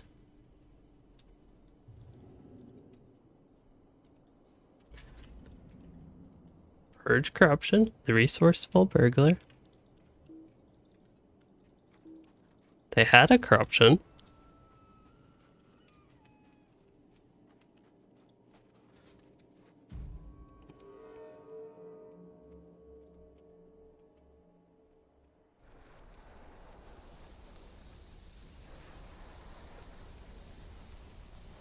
I feel like high difficulty really is perfect for the burglar because in modern day LOTRO, as I describe in basically any class video where I bring up the burglar, you just don't need to be methodical, which is basically the way that burglar, the sort of class fantasy of it, and way back in the old days of LOTRO. Not the way you had to play it, but it was a good way to play it. Is that you were actually relatively slow, you stealth through stuff, you crowd controlled things, you know, used all your good stuff.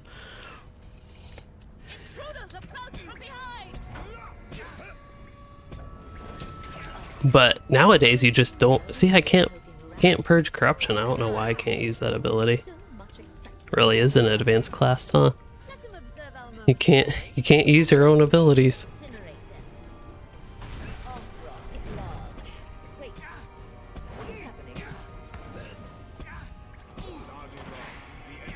Oh, wrong button. Hold up. We got this. Don't worry. I know what I'm doing. Oh, they're in the healing thing. This is bad. Okay, this guy's coming out of the healing thing. This is good. Oh, I got a third one. This doesn't heal me, does it? This one would. Okay, I don't have any stuns there.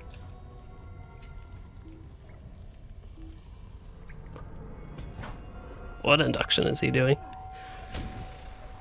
That hit me, but I didn't die. Oh, never mind, I died. That was just lag. That was the worst lag. Made me think I actually survived. Oh, yeah, great spot to res me.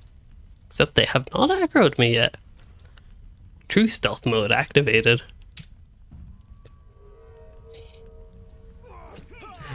Alright then. That's actually really funny that that can work that way.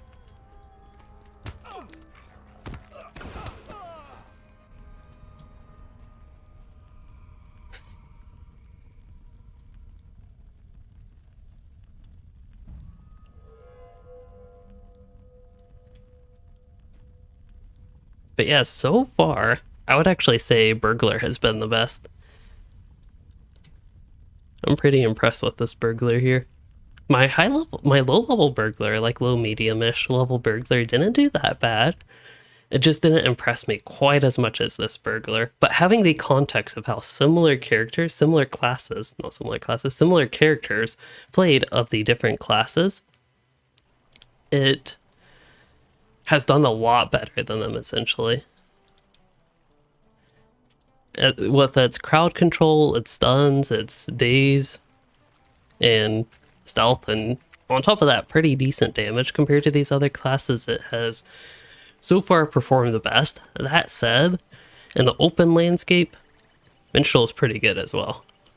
And if you're like hiding a really tough mob that you can't crowd control in a Burglar that would one-shot you, that the Minstrel could actually defeat, could actually outrun, could kite, then Minstrel would have a little bit of an edge there.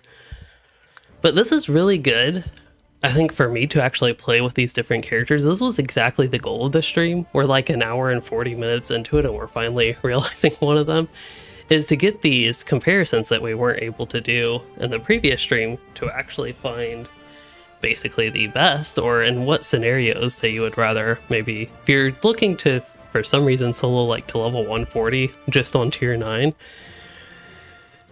if you want to, I say put yourself through that. I think it could be fun, but it'd take forever.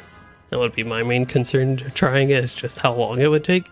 But if you want to do that, also is good information of maybe you want burglar, maybe you want minstrel. So far those are the top two again. But we still haven't gotten to hunter and runekeeper. So I'm going to start a poll and ask which class do you think will do best. This is part 2. So we already saw burglar, but do you think that runekeeper, warden, or hunter will do better than burglar? Or do you all think that burglar is gonna take the cake and be the best? While you all vote, I will try to find one of those other characters.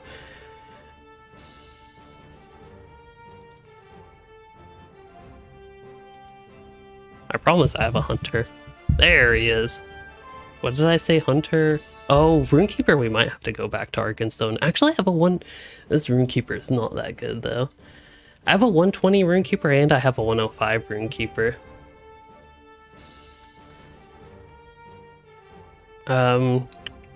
Let's see, and then what was the other one? Warden? We might have to split those up. Yeah, the runekeeper and warden on this server are kind of terrible. So I think that actually makes me want to test them first. So we'll see runekeeper. We'll go ahead and get this runekeeper out of the way. With the trait point revamp, this runekeeper will be... Actually, he already had decent trait points, but he didn't have all of them. Yeah, he didn't have that many, actually. So that will be a big boost to him. But he also is not nearly as well geared as these previous 120 characters. And I think he's with the old ally system, which is kind of similar to the previous one as well. Runekeeper, definitely yellow line. I'm not even going to bother with red line because it's not good for tier 9. Might not be terrible for tier 3, but it's no tier 9 spec, that is for sure. And it looks like my keybinds are not good. That's okay though. And I have other runekeepers I can test, but we're gonna give this character a quick test because he's also level 120. I'll probably just take him into Agaroth. We'll put trait points in a bunch of random stuff and hope it's good. Actually, yellow line, you put trait points in a lot of stuff. That's actually a good thing. Oh, we can be really OP and use the runestones. I don't know if this character... He's level 120. Okay, I can get the red runestone. Do I want to try the healing runestone? That'd be very mischievous. Yeah, we'll go with this funky build. 2 MVPs right there, shift 1 and shift 2. As well as this guy. We probably want to find our corruption removal at some point as well. I think that's not even on my skill bar. Can you search corruption? No, you cannot. So you're telling me I'm going to have to actually find my corruption removal. Speak no evil, there it is. Oh, well. Okay, that's going to be terrible if I do that. There we go. That's better. Okay, that's...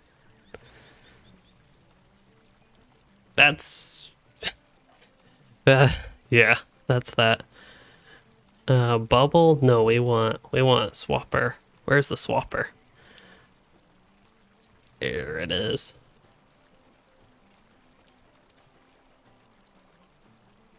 Why? That's not usually there. I'm so confused.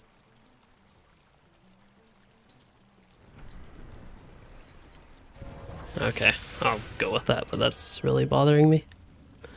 Something is off, that's all I know. Wow. This character's healing is atrocious, by the way. For anybody curious, I can already tell. So it's not going to help that much. Yes, this is Piper. She does want attention.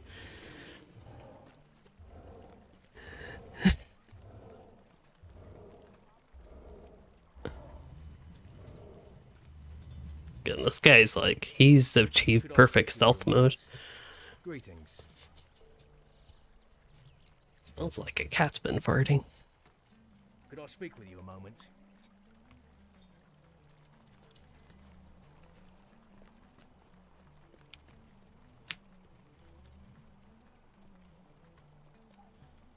Yeah, Red Hunter, for the mid-level Hunter, mid-50s Hunter, Red did better than Blue Line. Mainly just because of the much higher damage, and you still have access to crowd control on Red Line. Deep in the frozen wilds of Forochel, the Arnorian fortress Agaroth lies hidden, although no living soul Yeah, I don't know, something like that. Oh, I forgot about this ability.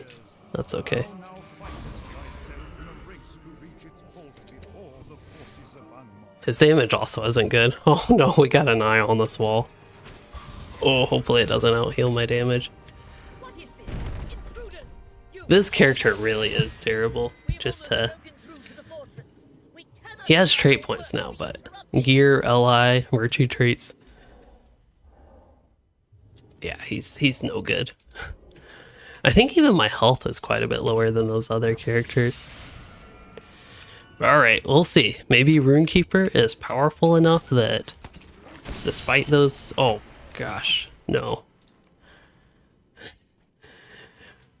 I think this tells you you have to have some baseline gear to do much of anything.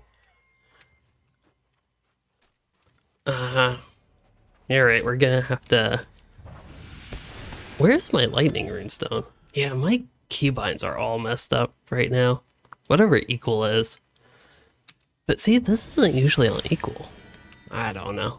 Usually it's on 0, that's why I put it on 0. I think half the battle is just going to be how to play this particular Runekeeper again. Oh, why did I pull everything? Don't worry, we got this. Just don't die. Don't get one shot. Oh, oh no.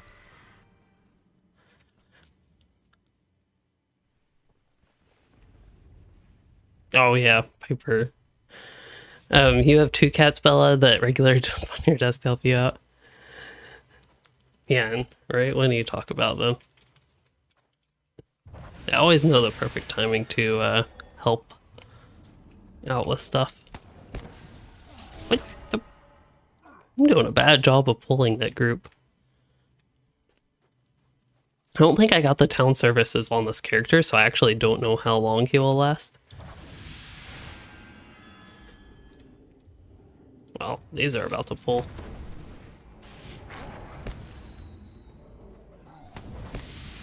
Yeah, they're really attracted to my runestones, huh?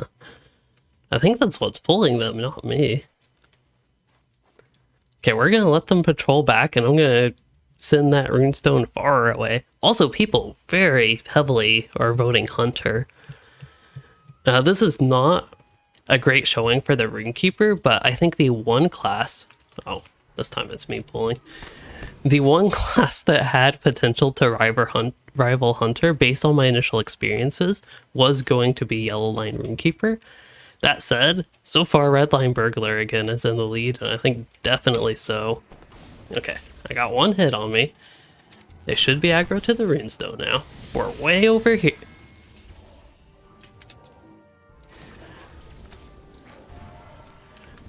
We're way over here, and I'm way over here.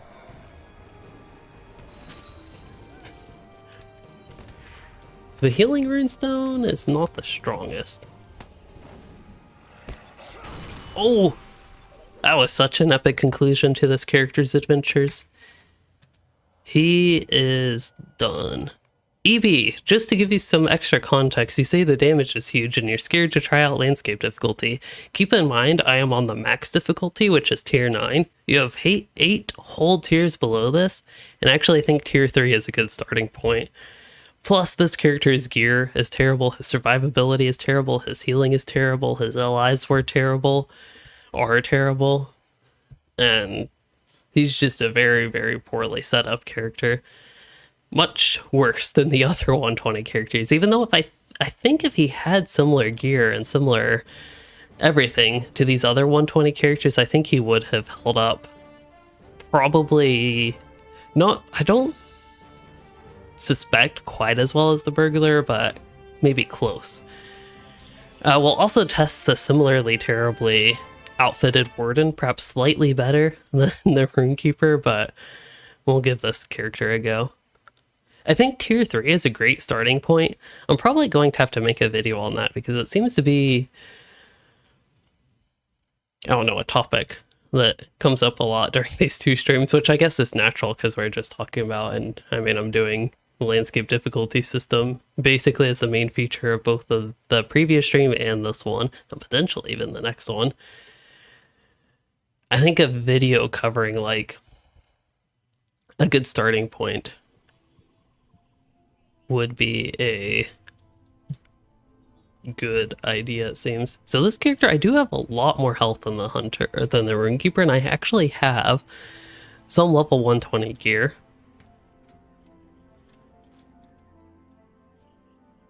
I did the tiniest bit of 120 in-game content on this character, but I actually did some. With the Arid Mithrin and Veils of Anduin, more so Veils of Anduin. Do I have easy way back here? Yeah, okay, definitely. Perfect. Also, last I checked, the animations were very heavily bugged with a human character warden. I don't know if that's since been fixed, but it really messed up the gameplay because animations were bugged and actions took, because your ability times are based on animations for better or worse. So it's not like your ability has a set time, your ability's time is the animation time. So if the animations were messed up and going like way slow, I just couldn't use as many abilities. As ridiculous as it sounds to talk about it in an MMO, the APM was actually, actions per minute, was severely reduced because of that compared to a normal warden character. Might I take a moment of your time? What can I do for you? Higher landscape difficulty, you get a little bit extra mob XP, but I don't anticipate that you would level that much faster. I think the main benefit is just if you want harder landscape, there's, to me, not a lot in terms of rewards. I think the biggest thing is plus 5% virtue XP actually, and that you could even sort of cheese and just get the difficulty when you're about to get a bunch of virtue XP, then go to normal difficulty. You always have that option.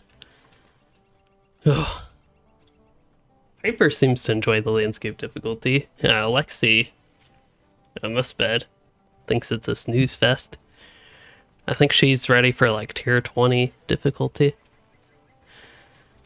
What am I doing? Did I even activate the difficulty? Okay, I did do that. We'll go to Agraroth with this character. I don't anticipate this will end well, but the thing with the warden is kind of similar to, say, minstrel. Being out in the open landscape is really beneficial, but then kind of similar to the minstrel and a lack of crowd control and AoE stuns. You could also go completely other route and go blue line, but it's gonna take forever to kill stuff. It's kind of similar to, say, blue line brawler in my experience. Perhaps a little bit better than blue line brawler. So what I'm going to try, I am a fullish, not actually full, but I'm a redline warden build here. And I'm going to try to maybe, let's see, how do I want to do this? Try to stay in melee stance, perhaps. Like, not overly kite things. I don't know. Yeah, this character's gonna be squishy too. A 40k and a 50k equals death. Oh wow, that was just, no, that was something else. Vicious Bite and Mighty Throne Attack. You got hit by that wombo combo from them too. With a, see, this character's actually not that terrible. I think the allies aren't that good, but they might be relatively up to date. But I think blue line is really where the warden would shine here, because to be honest, I think you would have to kite to do much on the landscape, just like again with Runekeeper, with Minstrel was the other one. Yeah, that doesn't do enough damage at this point. But you kind of just get melted. You have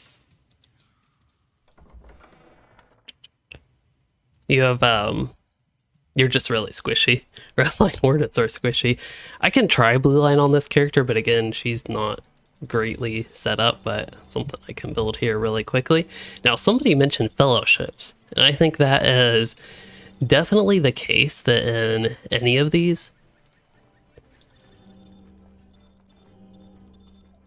higher difficulties, you're going to do better in a fellowship just because you have more people. And I think they're probably not necessarily intended for you to try to solo while you do have that option.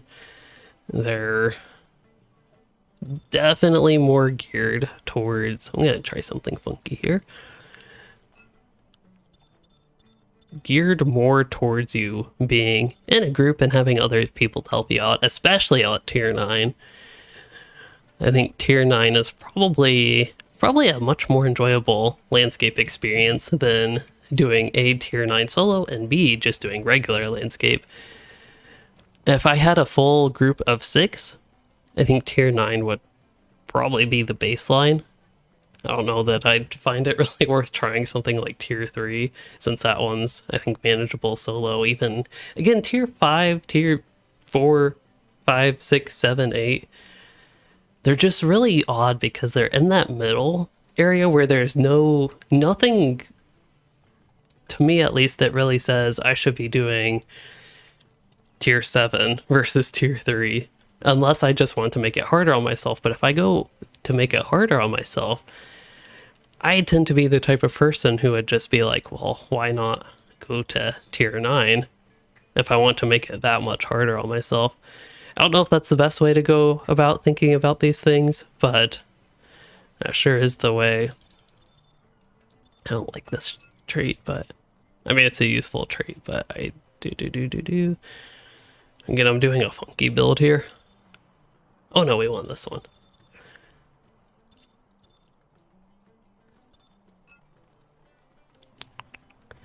We could get, how about Javelin Skills maximum range? I'll try that one. This is a very hastily put together, quick build.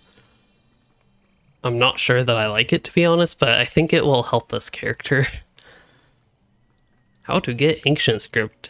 Running instances and disenchanting legendary item stuff you get is probably the most reliable way, other than just leveling up and using the reward track.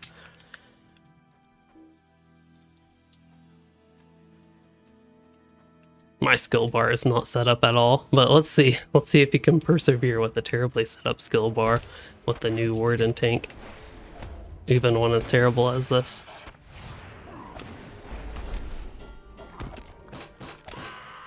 See that, it just hits so hard on this character, and that lag is not helpful.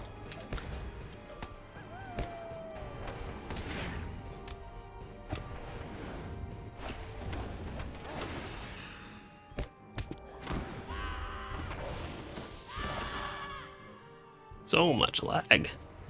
Wow. You could also go with, you know, actually using your self buffs, but I don't think this character is going to work out too well, to be honest. As much as I hate to say it, I don't think Warden's going to end up being one of those that's great for tier 9. I think the old yellow line probably would have been better than the new red or new blue line. But that would require you to have more open space, which I don't really have here. And this character is just not going to be built well for tanking and doing that. I think if I put in more effort and played on a character that I actually have better set up, we could see if Warden's a little bit better. But I just don't think this character is going to work out, which I didn't expect. Either of these two 120 characters, again, I didn't expect them to do much. But I thought just because we were on the server, I would do that. So for people that voted Warden, they have 21% of votes right now. don't be too alarmed. It's possible that it's just this particular character and me being very hasty there with trying to just get an aggro thing compared to the other characters. But I think at this point, we have finally made it to the king of the previous stream. The character that I was potentially expecting to be the best at soloing tier 9 difficulty on the landscape. And again, all these appeared to be pretty good at tier 3. If your lore master doesn't do terrible damage like my 2 low level ones, lore master would also not be terrible at tier 3. I'm gonna have to inspect this character. This looks like it was set up for yellow line? That's all I can guess. It looks like this was actually set up for yellow line. Wow. Okay. We'll do that. Why not? Gotta give yellow line a try. I wasn't really able to test yellow all that well in my previous run. I think these are good traits. No, we shouldn't need that. Yeah, that's terrible.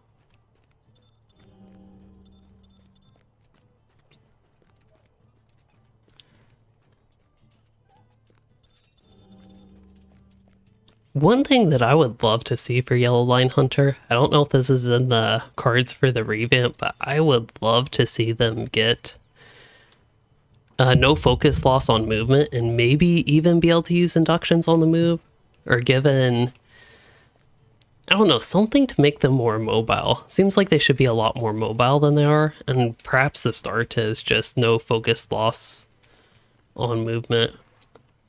Joby1, thank you for the super chat. I do appreciate that. Helps support the content and helps support the hunter playing. So maybe that'll give me the necessary boost to do good here on the hunter as I try to actually find what I want here. Probably induction bow damage, generic. I mainly just wanted quick escape, and then we can go into the blue line. Damage for skills that consume focus. It's probably going to be good for us. Split shot. Hard to deny the single strongest upfront damage for Blue Line Hunter and on Heartseeker ability. A lot of requirements to make it the strongest, but it actually does have quite the impact. Press onward. Quick shot bonus. Probably quick shot bonus. That's going to be using silica. Okay, that's good enough. I'm not used to doing this with the hunter, to be honest. Okay, we don't get exsanguinate, but that's fine. This is a very funky build, but that's the theme of today. The funkier the build, the better, as far as I am concerned. Also, my traps are all messed up. Okay, actually, they're not all messed up. They're just partially messed up. We have so much crowd control on this character.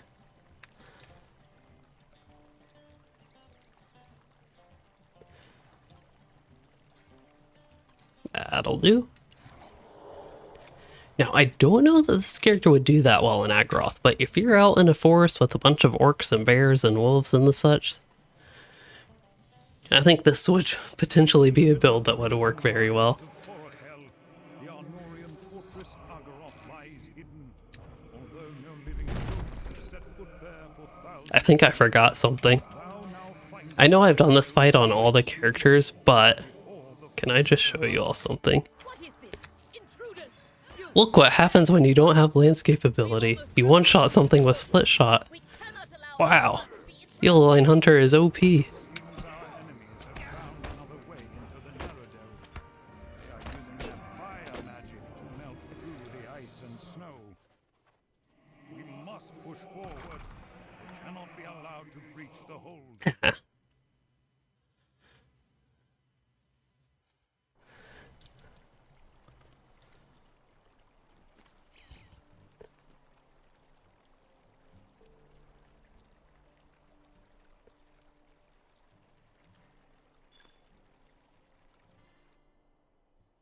Would you do something for me? What do you need? There we go. Could I speak with you a moment? I expect nothing different than that previous pull. Okay, so I gotta remember what traps do what. These are minus run speed. Alright, let's first of all do this. We're just going to not... Oh, this actually does kind of cheat this character because... normally I can't kite in this area. I didn't even think about that, but we'll ignore that. We'll just see how it goes.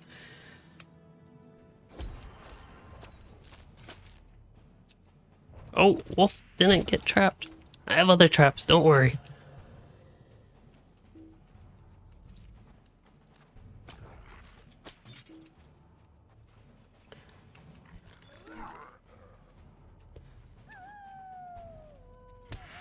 Corruption removal? Do I have a corruption removal? Oh, is it blindside? No, it's actually a blood arrow. Explosive decoy. See, you have room to navigate, Hunter. Do I have another corruption removal? Oh, can't have that. Oh, he's going to be immune to the crowd control, isn't he? Don't you love that this game makes mobs immune to your crowd control because you try to use too many? Where is Swiftbow?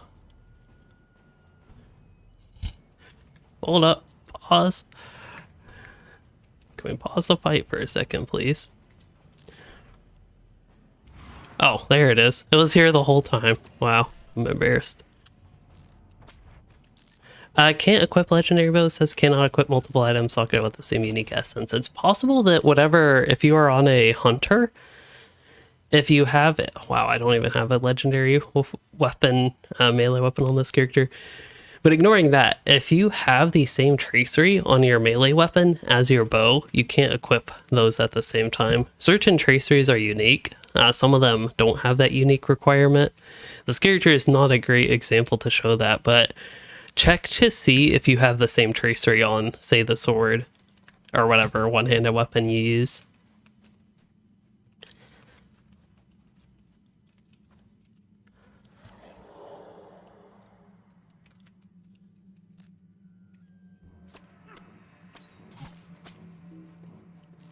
Can I kill him before he gets to the heal spot? Yes. Yellow Hunter strong.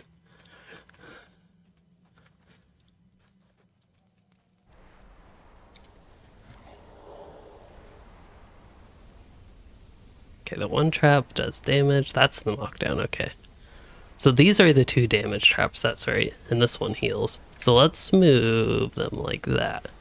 So I'm going to have a trap here, and then I'm going to pull, we'll just pull a swift bow here. And then I'm going to use this so I don't lose focus.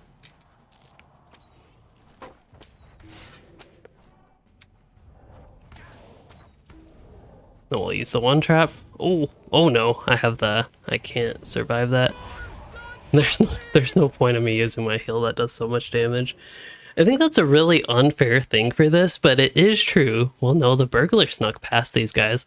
I didn't even fight these on the burglar. That's so much cheating. I also did cheat on this character by knocking out the first group before I put the difficulty on. But boy, do I love high-level yellow line hunter gameplay where you actually have room to move and use your traps and the such. I just wish mobs didn't gain immunity from crouch control so you could essentially stun lock them. I'm going to move far away this time so I can hope avoid getting hit by that fire, because that debuff is instant defeat. Yeah, that's not removable either, so I'd just like sit there and cook. Not the most engaging mechanic, especially on tier 9. Again, I know I've repeated this throughout this stream, but that's already actually a kind of deadly thing if you get hit by more than one of those if you're running this solo.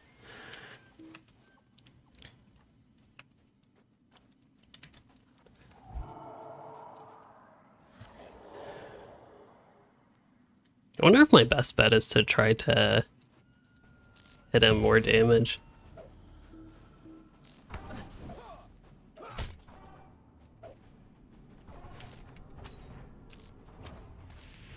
Yep, there it is. I don't know that I'll quite get past it. I could do the stealth and Heartseeker. if I just want to try to knock one out real quickly. But this is just particular instance mechanics that maybe we can go off and fight these people. It isn't going to be the exact same as we had with the burglar, but it's going to be somewhat similar, I think.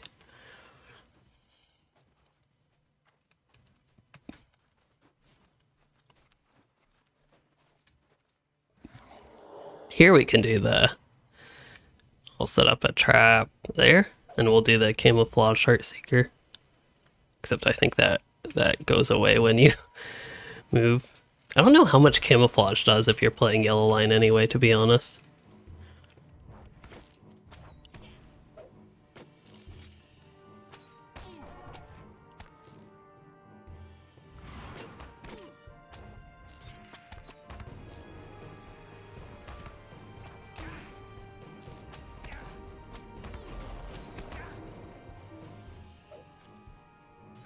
We'll have the knockdown ready.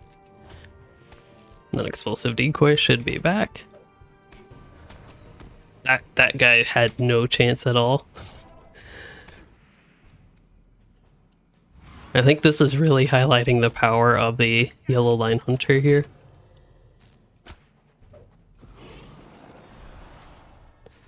Explosive decoy again.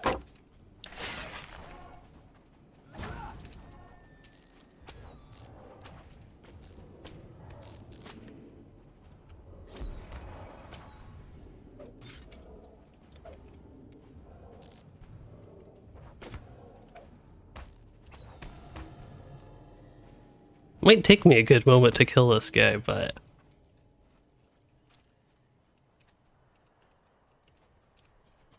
it was pretty good. Okay, I think this is the type of fight that yellow line should be geared up for. There is one of those sorcerers, so I'm going to try to just defeat the sorcerer.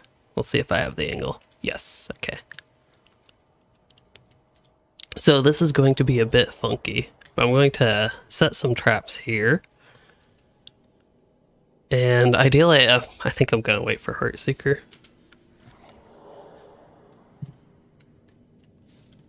So I'm going to Heartseeker, and then run.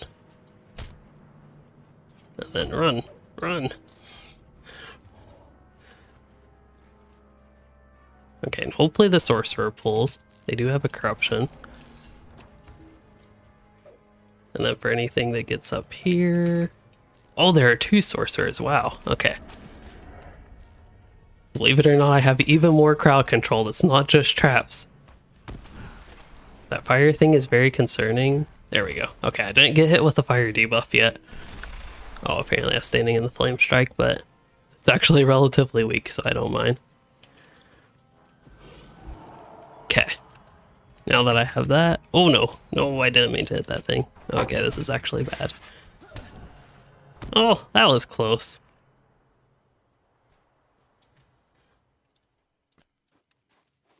Oh, yeah, distracting shot. I think that's this one. No, dazing blow.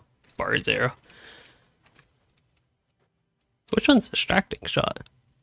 I kind of remember that name. Oh, here it is, R. Wow, hunters have so much crowd control. It's hard for me to remember that there's even so much because I usually don't have to use it. But yeah, I think that could have gone better. Especially at the end there. That's where it went really rough. I also didn't know there were two sorcerers. But I am overall very happy with that result. If we can clear out this camp, then I'm going to be overall very happy. Gotta run quick though. Can't let the hunter hit me too many times. Oh, did I not do my traps? Or are they already off cooldown?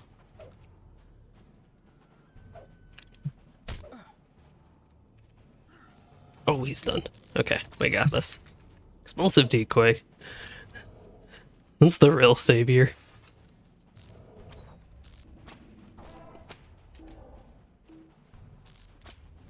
He's still targeting me though. I don't like that. My explosive decoy wasn't the most decoying. Okay, I didn't realize I had to get that close for that trap, but I was kind of committed to it. Interrupt, don't have. Actually, I do have. Oh, corruption removal. Okay, I know my corruption removal. Silly worm think they can actually do stuff. And we have the wolf. Which I'm surprised it's not one of those despawners, to be honest.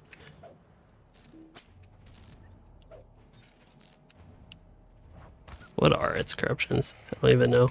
Increase damage, decrease attack duration. Well, I don't actually care about that.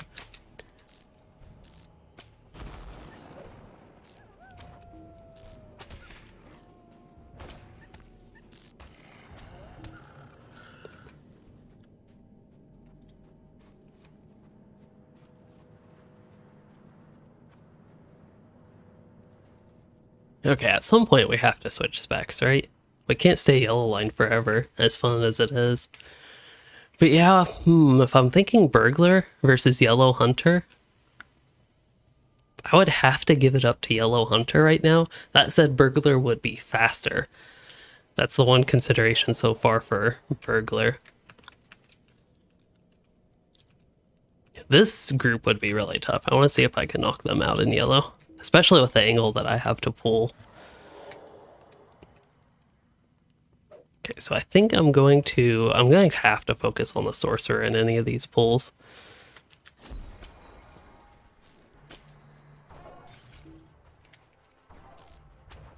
So ideally with the dot, that one will keep chasing me, and then it can get knocked down when it runs into this trap.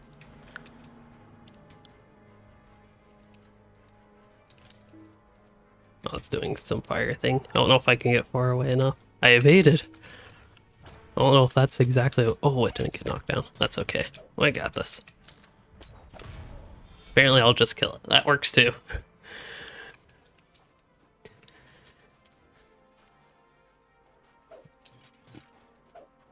Okay, let's see if we can get the warrior down first because he has less health. Corruption.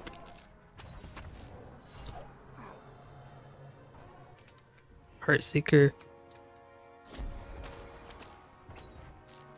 Burglar is mainly good because of their crowd control and their ability for very precise pulling with stealth. And they still have decent damage to, like, back all of it up.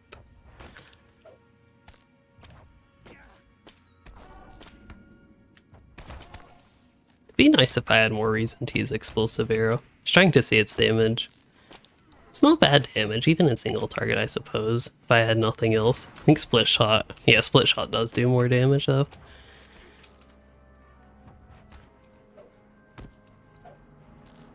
Oh, he got past my trap. What do I do? I'm not used to that.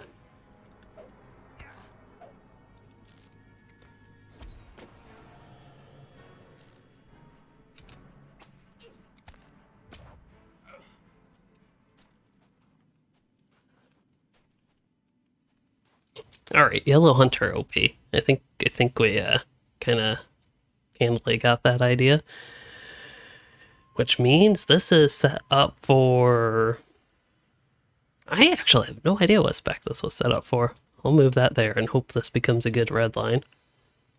So far, I don't anticipate blue line doing better than either red or yellow. Yellow was a bit of a surprise. I could not get yellow to work that well on my lower level hunter, but it clearly has worked very well at this high level hunter. I definitely wasn't on my A game yesterday. Not yesterday, but last time we streamed.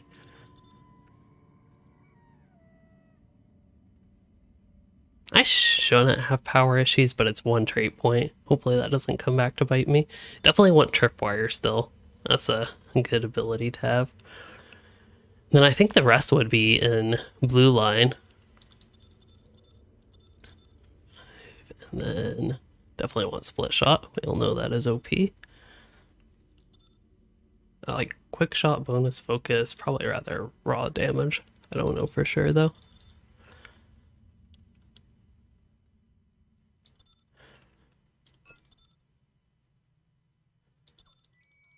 Oh, I can't get a Songwini. Okay, can I reduce anything in the red line? Is there anything that is not as valuable that I have here? Merciful Shot is critical damage. That probably won't come into play quite as much, but I'd have to give up 3 of those to get 1 chance at a Songwini. I don't think that will be worth it. So wait a minute. One of these is terrible. Okay, there we go. Yeah. I think that's a good starting point, given the number of trait points I have as well.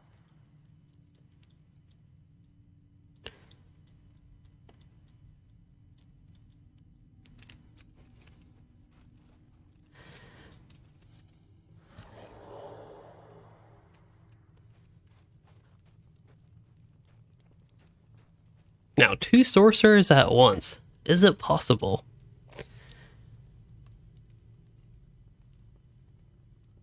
Burn Hot lasts 20 seconds, but I think it takes you... Okay, I haven't done this particular combo before.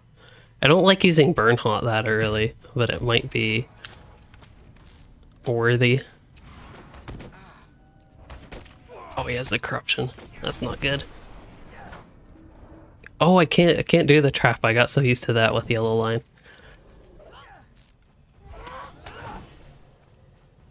Oh, Sorcerer's dead. Okay, we got this. Don't worry.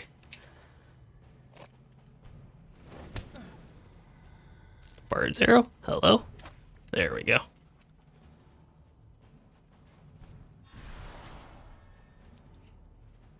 I'll go ahead and use this to be safe.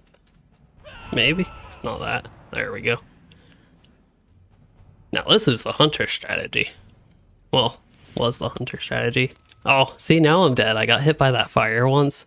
That's just the instance mechanics, though. Mobs cheat. They do too much damage. They have a guaranteed one-shot, essentially.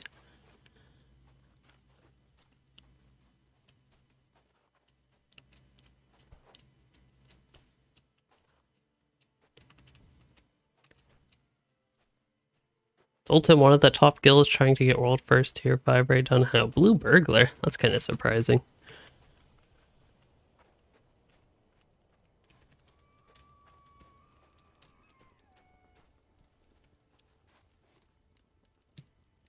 I think I'll go with that good old burn hot then camouflage. Animation on camouflage is so long, but... And lag here doesn't help. Burn hot's probably going to be off by the time we finish lagging.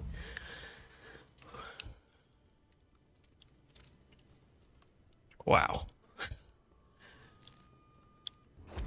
It's going to be burn cold at this rate.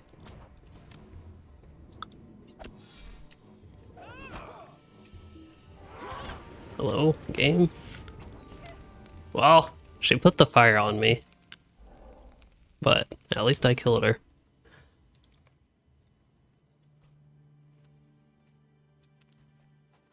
Yeah, with Blue Line Hunter, the problem that I have noticed on tier 9, at least on the lower level Hunter, looks like my boots are broken, but that's okay, we can endure, is that it just doesn't do enough damage to where you can do as well as Red Line or especially Yellow Line, as we have seen here.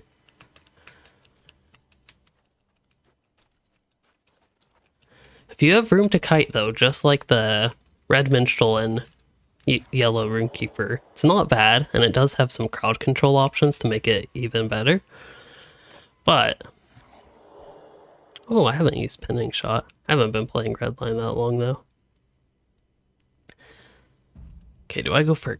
Yeah, I think I go for Captain and let the Elder hit the trap. That would at least be the ideal. Oh, I should have used Pinning Shot. Let's see. Oh, perfect. It worked out anyway. Okay, so we're going to have to use Control 5 here. Oh, that didn't last long. Okay, let's use this one then. Never mind. I must, yeah, it must be the Heartseeker Bleed. That's fine. I'll just kill you then. And apparently get killed from something. Guardian, Vengeance of the Fallen. Is that a thing when it dies? It just like decides to do 90k damage to you? Actually 105k damage to you? Well, got no gear. Guess we can't progress. I think I've been thinking that I'm sitting here playing Hunter for a long time comparison to other classes, but I think that just speaks to how well it's doing. Similar to Burglar, I played Burglar a lot longer than the other classes. It's because it did a lot better.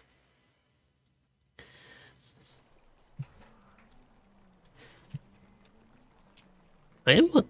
What? Why is tier 9 available? I'm already on tier 9.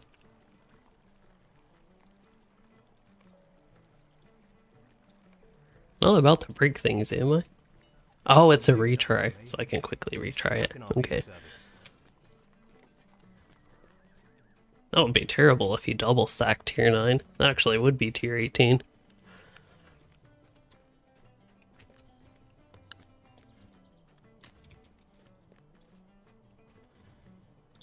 But yeah, so far, Hunter and Burglar. I also think they're the two of the more fun ones because it really feels like that older style of survival, essentially, that is sort of lost in the modern day LOTRO. Okay, that did do the repair.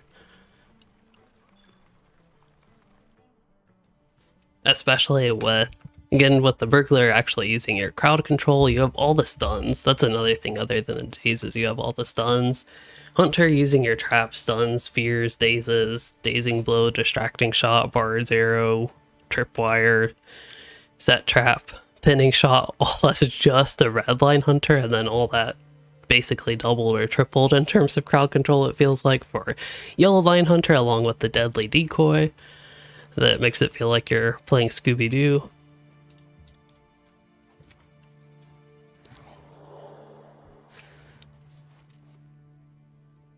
There's a gnat on the microphone.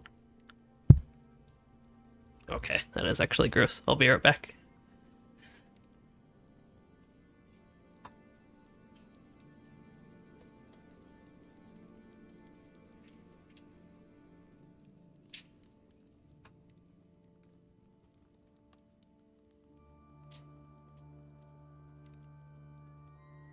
There is now no gnat on the microphone, though. Anyway. We still have both of them up? When did that happen? But didn't I kill it? Did it respawn?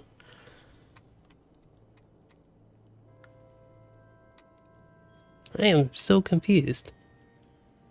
Did I not defeat it? Alright then. I guess not.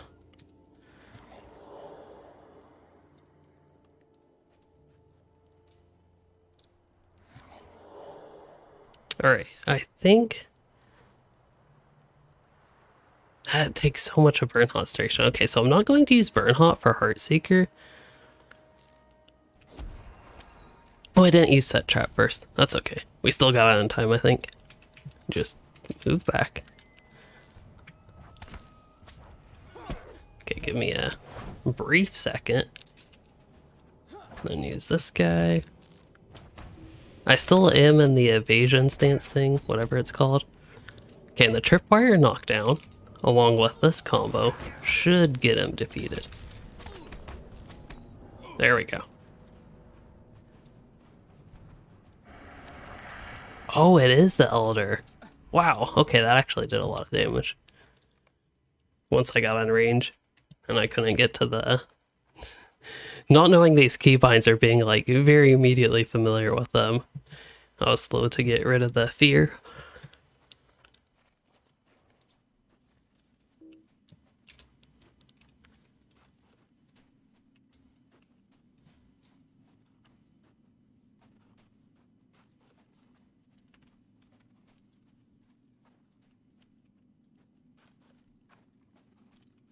Okay, good thing Worm didn't respawn.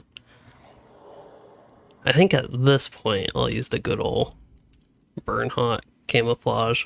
Wrong order. Does it break camouflage? Oh, it does not. I thought it did break camouflage. That's why, for anybody curious, that's why I was using Burnhot before camouflage earlier.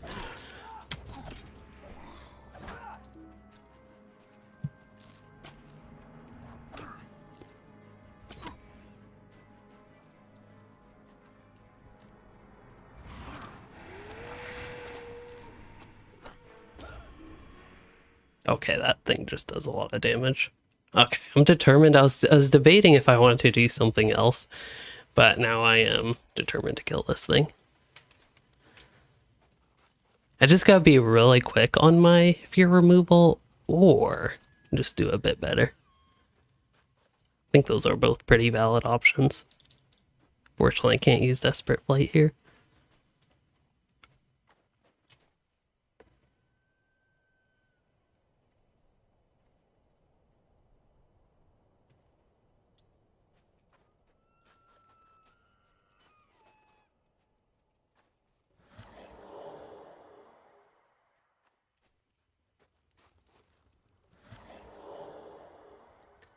Oh, no, what am I doing? Waiting for Burn Haunt. Okay, this time we will use traps. How long does Tripwire last? 1 minute? So I think I'd rather him get trapped first. This is such a Hunter plan thing to do. Another reason I feel like I'm playing Scooby-Doo with all the traps. Okay. Camouflage, because apparently Burn Haunt doesn't break that, which I think is perfectly fine.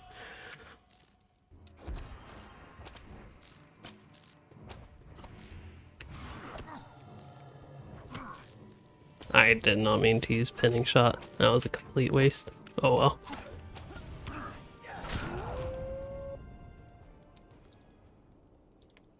That time I was just hoping to do damage, clearly. It did not quite work.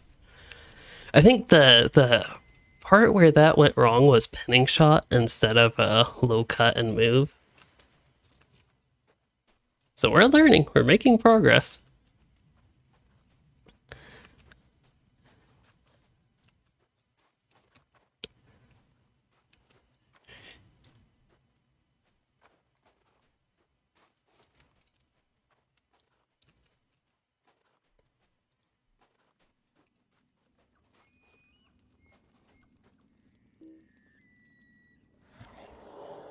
I think I'll wait for Bernhard again. You can see this character, I already mentioned, I actually don't have a one-handed legendary weapon for some reason. So that is a huge setback for this character compared to another level 120-ish hunter. I have the old LI system LI, which is actually a pretty good LI for this point, but I imagine in the new system that it would be better. I do have some of my virtues up. They're not all the way fully up, but I do have some of those, so he does have that. And again, has the OP 120 Valor gear. And with all that out of the way, we can hopefully do better this time. I'll do basically the same strategy, just not be as bad. Tier 9 is brutal, but it's so fun for something like this. Like, I sometimes question is, why do I want to find the best class for Tier 9? I think, honestly, just the challenge of doing something like this is so fun. It's so random as well, but it's just so fun to me. There we go, that trap actually lasted more than half a second.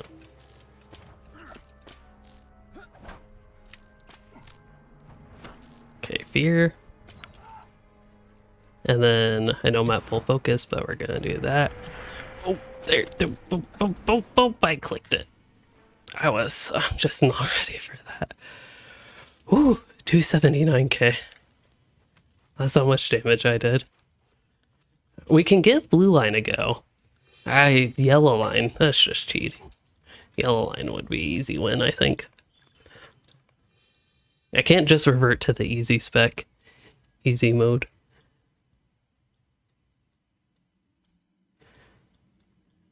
Something like that. Sure.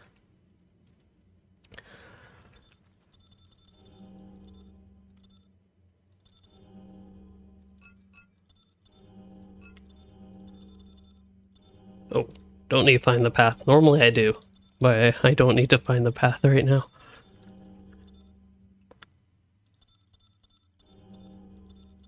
Strength of the Earth. Nah, don't need that. Well, actually, the damage buff. I haven't played with it too much with the damage buff, but it's possible that we could get that to work in our favor. Still want Tripwire.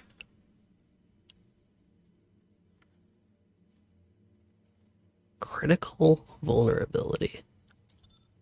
This is something I always have to take a moment to look at. Introduces inductions. We don't like swift bow. If we're using swift bow, something's gone terribly wrong. Induction bow damage. Yeah, I think this would be most universally impactful for us.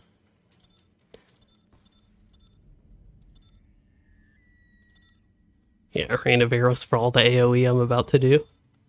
There we go, burn hot, we got that. I didn't even necessarily expect that, but we'll take it.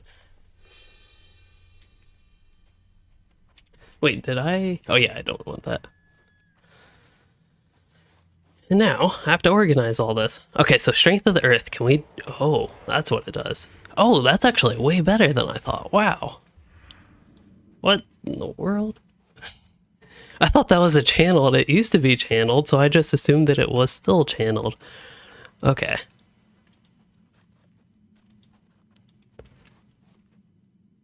There's like blood arrow there. We don't want to use swift bow.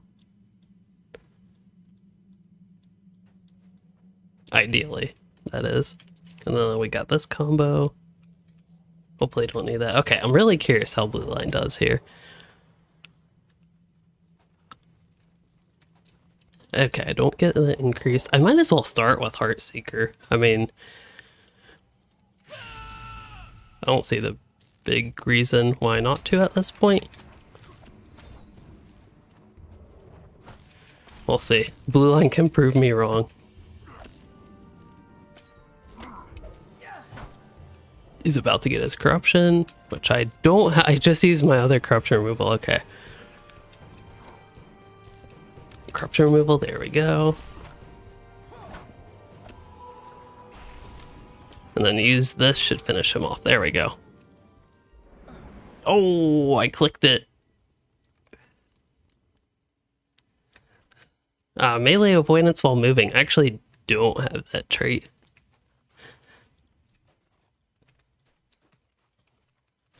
%5 dodge, it's not terrible, but I hate to rely on something like that. But we got it.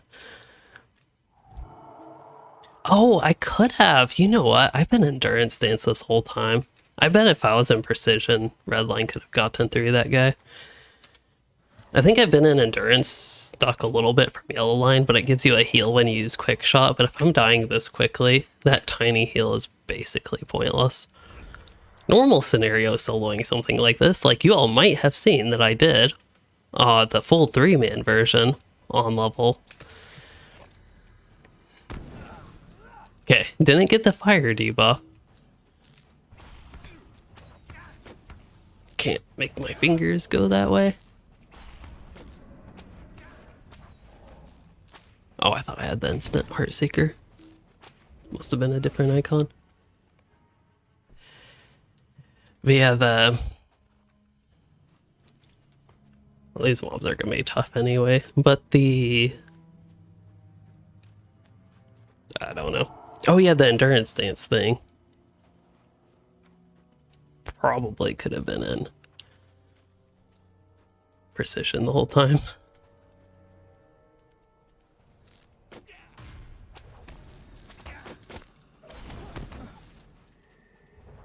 Yeah, the blood arrow heal, definitely helpful. Again, with these guys, it's just if they get that fire attack, that's instant defeat. But if I can pick them off, if I can at least get one of them down like that. Control 4? Is that quick enough? What up, R? Oh. Oh, no. Stop. I've never felt like such a pro hunter before.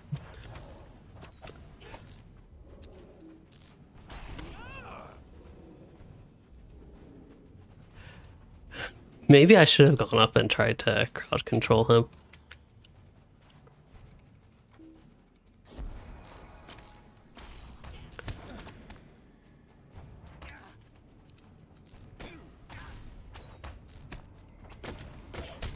I need to use split shot more.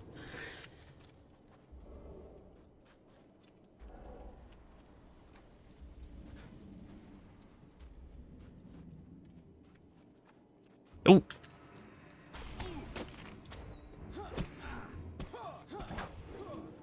Yeah, this guy should be easy to deal with. Okay, he's got the eye. I think if I go up and use Control 5, we should be set. Takes me a moment to get used to blue line, but yeah, once we got past that first group, blue line is still not bad if you have the room to actually kite. Believe it or not, this character is doing way better than my medium level hunter who actually, for their level, had decent gear.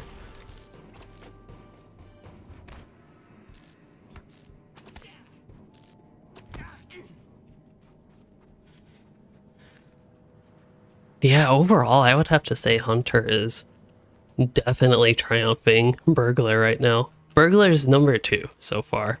Runekeeper, once I switch to a different Runekeeper, they might show otherwise, but they're a solid number 3 at this point. Okay, now let's try something crazy. Did that hit it? Okay, it did. Perfect. Unless those sorcerers do their thing on me. I kind of forgot about that. Can you use Burn Hot on the go? You cannot. Alright, this will be interesting.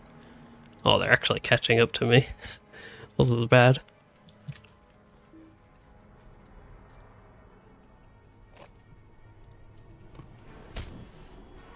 What is the cooldown on Distracting Shot? It's gotta be a really long cooldown. Anyway, yeah, that's pretty much what I was trying there actually, Joby One, was what happens if I just run into 3 mobs like that? Can I escape it? I think in Yellow Line I could have escaped it a lot more easily, but not quite in Red Line. But Hunter's been fun, but I have been here what feels like forever on the Hunter. So I think we're going to exit game, and it'll take a moment for this to come back up. But I'm going to switch servers, switch back to Landreval.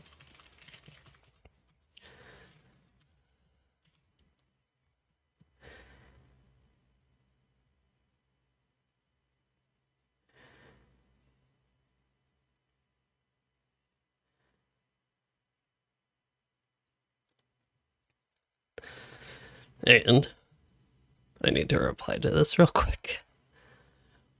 20.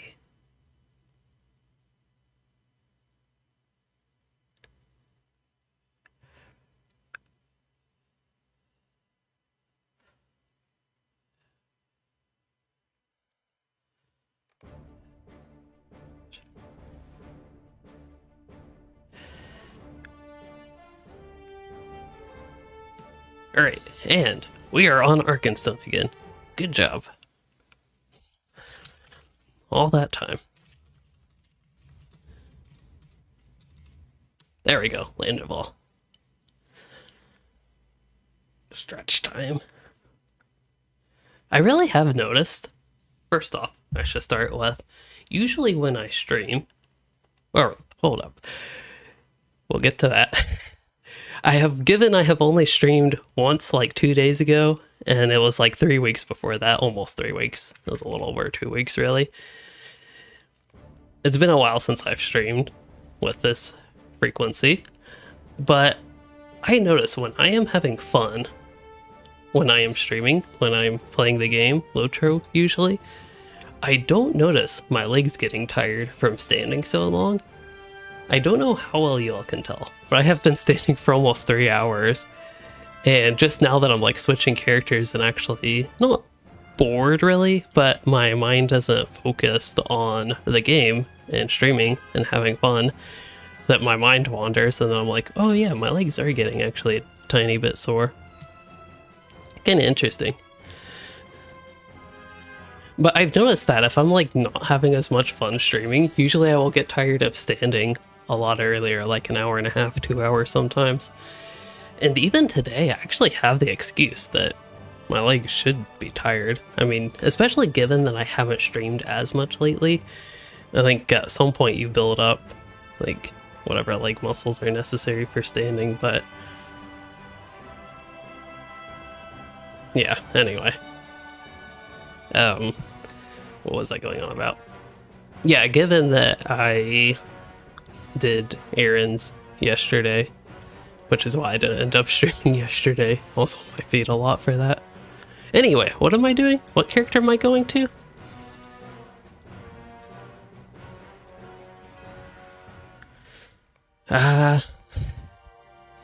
Okay, so we still have to do Warden and Runekeeper, but what I wanted to do was actually test the high, but not high, medium level of Runekeeper. I would actually argue in LOTRO that level 100 plus is high level, level 50 to 100 is medium level, and below 50 is low level, but it depends on the context of what you're talking about it. Compared to my 140 level Runekeeper, I consider this Runekeeper at 103 medium level. Sometimes I consider below level 20 low level and above 20 medium level. Okay, this character is not set up. He actually has decent gear, but I think it's for like level 95 mainly. Yeah, 90, 95. He's basically an artifact of level 95 Anor. I think that's really when I was playing him.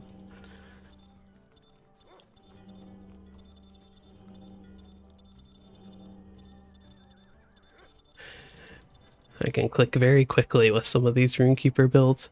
Okay, so I don't have a ton of trait points. Can I get the red runestone?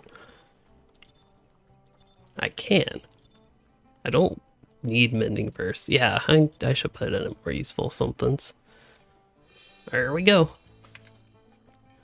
Wow, this is actually set up pretty decently. This is a character with keybinds that I would actually use. Incredible.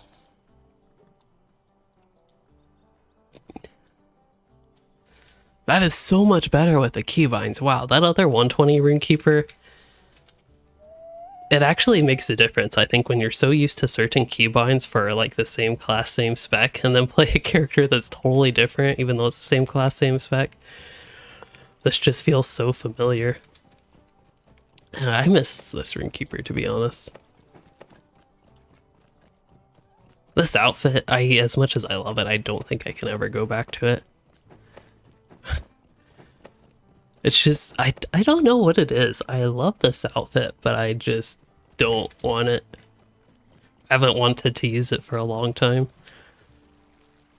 Would you do Oh something for wow, me? this character's inventory is clean. Yeah? I've never seen anything like that before.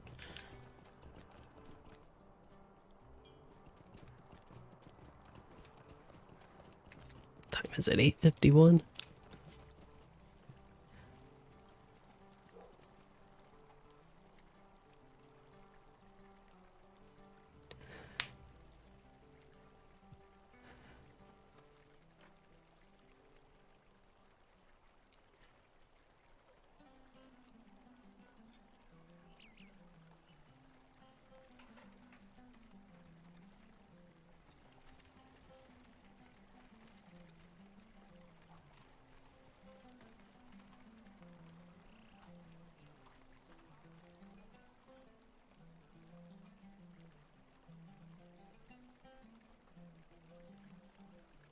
I'm really sorry for the delay here.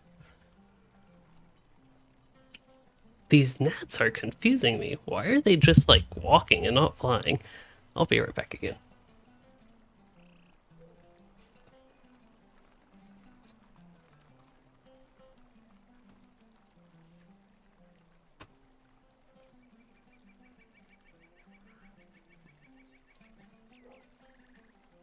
Perhaps the better question is, where are these gnats coming from? Why are there gnats? Actually, it was yesterday they were in the cat's wet food, so I couldn't move that.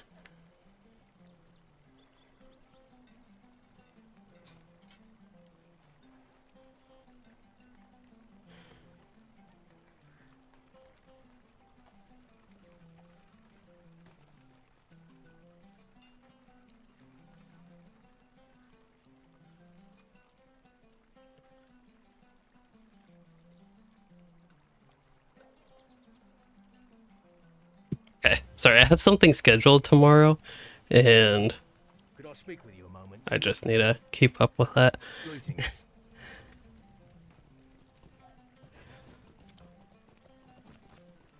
I need to basically find out when I'm leaving.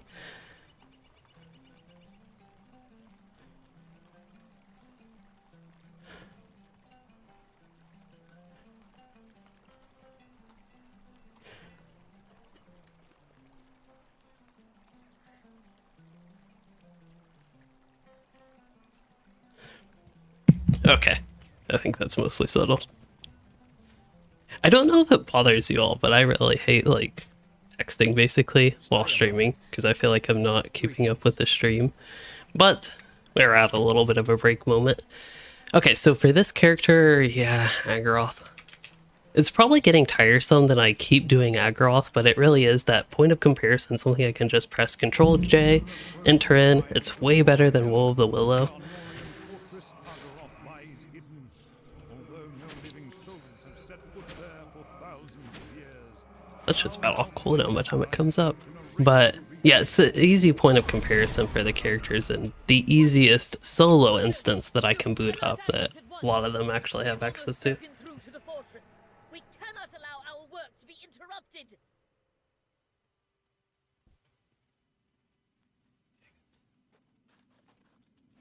Also, I should actually pay attention to what I'm doing. Okay, this character still gets melted. See, the Runekeeper's squishy. This is similar to the Minstrel, but this character has not got terrible gear. Sure, it's level 95 gear, but it was really good level 95 gear. He is with the old ally system. I didn't realize he would have this issue, but to be honest, that's probably an issue, and it's very much so an issue I know with his rune bag. That was not a good rune bag. So again, this is a bad showing for Runekeeper. Perhaps it just highlights the necessity of having decent gear if you do try to do this on Runekeeper. But I still think I should be able to get through it. If I use my self-heals here, actually. Yeah, I'm just so squishy. Maybe my 140 Runekeeper, but that's the thing. If I go to my 140 Runekeeper, that's my 140 Runekeeper. That doesn't mean that Runekeeper is good. That means that my 140 Runekeeper is good. If he even is good. I think I remember from last time that it was decent, but not. I wasn't blown away by him. On open landscape, it was a lot better, but that's the same again with Minstrel. I know Blue Line Hunter did well, but we were at a point where we could move around a little bit better. But ranged mobs, they seem to be the weakness. They're the, what's that called, like Achilles heel of a character like this. So it just doesn't work out that well. That said, it looks like my milestone is Minas Tirith, so I can go there. Hello, Pants. We are doing well. I hope you are doing well as well. This character is not doing so well, to be honest, but we're gonna check him out outside of Gondor. But really, I think the biggest surprise today is Burglar. It's just something I hadn't really thought about too much.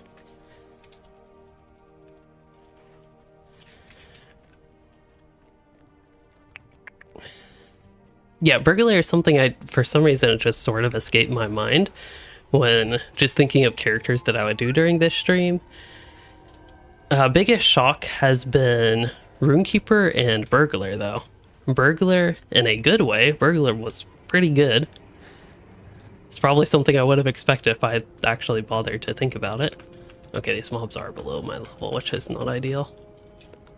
Because again, the reason I describe them being under level not ideal is because if you're doing tier 9 difficulty, max landscape difficulty, it just seems completely counteractive to just fight mobs below your level. Now that might naturally come up, but it's true that all the classes are going to be better if you're fighting like green mobs, especially. I just don't see that being as engaging. It's almost like you're on tier 9 just to be on tier 9, but then making it easy. Oh, some lag here though, that's for sure. But like if I let this raider hit me, see, he still does a ton of damage. I was actually hoping to not die. I was gonna let him hit me once. Like I could have used numerous crowd control options there to not get hit.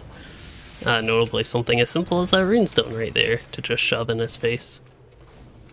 Which apparently he is not taking a liking to being stunned. So he will just get defeated instead.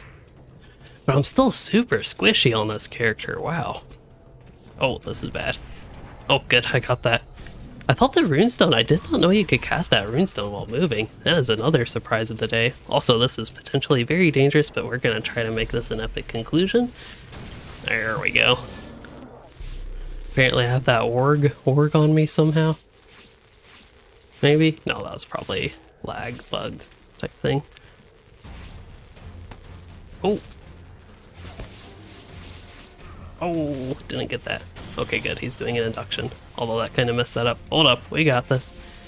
There we go. Big heal. Oh, no. I got a big heal, but he did 25k damage to me. I got up to 21k morale. See, I healed myself 20k. Defiler did 25k. Whew. Fans, you just watched a LOTRO video 2 minutes ago and stumbled here. Hopefully you enjoy this. Now it's itching now. Just to give a little bit of context, this is not necessarily the normal experience where you get totally destroyed by mobs 3 levels below yours. There's this, it's not a new system, but it just, oh, he almost one-shot me. I have 131 health left. That tiny goblin. Wow. But yeah, there's this system that has been in the game for a couple-ish years now, but just recently got brought to all servers, so all players have access to it. And just testing it out with all sorts of different characters, having a lot of fun with it. But I'm on the max difficulty, which is not really necessarily the best thing for solo play. I think it's largely intended just so people have something super difficult, as well as something to make grouping on the landscape a lot more engaging. Because if you're doing content intended for solo players, it's already, if we're being honest, very easy. And then you bring a full 6-man group to enjoy the landscape. There we go. 51 health. I didn't get my stun on him though. If you bring a full 6-man group to that already super easy experience, it's not really going to be fun for everybody in the group. Especially if you have, just for example, a champion or a hunter just one-shotting everything, which is definitely a thing that happens. Having higher difficulty for those groups, I think, is very beneficial, and in my experience when I have played with a group on it, it's been a lot more fun.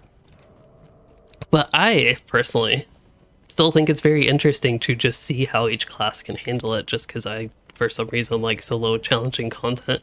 So I have a lot of fun discovering the tools that characters have, maybe discovering how bad or how good I am with certain classes. Like, we did well with Burglar, but I don't play Burglar as well as other classes. I don't play it frequently. It has a lot of advanced and very rapid attacks that you can do, and certain combinations that you can optimize Burglar gameplay a lot more than I had earlier. But one thing I did discover is Burglar is actually pretty good with the high difficulty. I'm also discovering that Runekeeper is not as good as at least my 140 Runekeeper. My 140 Runekeeper, which we will test right now, is probably not as bad as that one, but maybe we'll see. In the beta, when the system was in beta, the Runekeeper did wonderfully.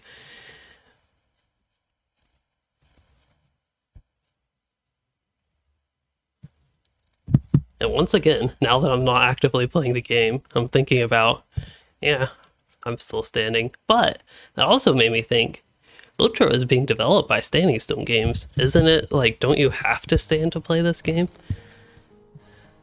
Isn't that how that works? Oh, no red line. Red line Runekeeper, not good. Yellow line Runekeeper, that's the one that actually has potential. But yeah, I could see tier 9, especially once you get past maybe like level 50.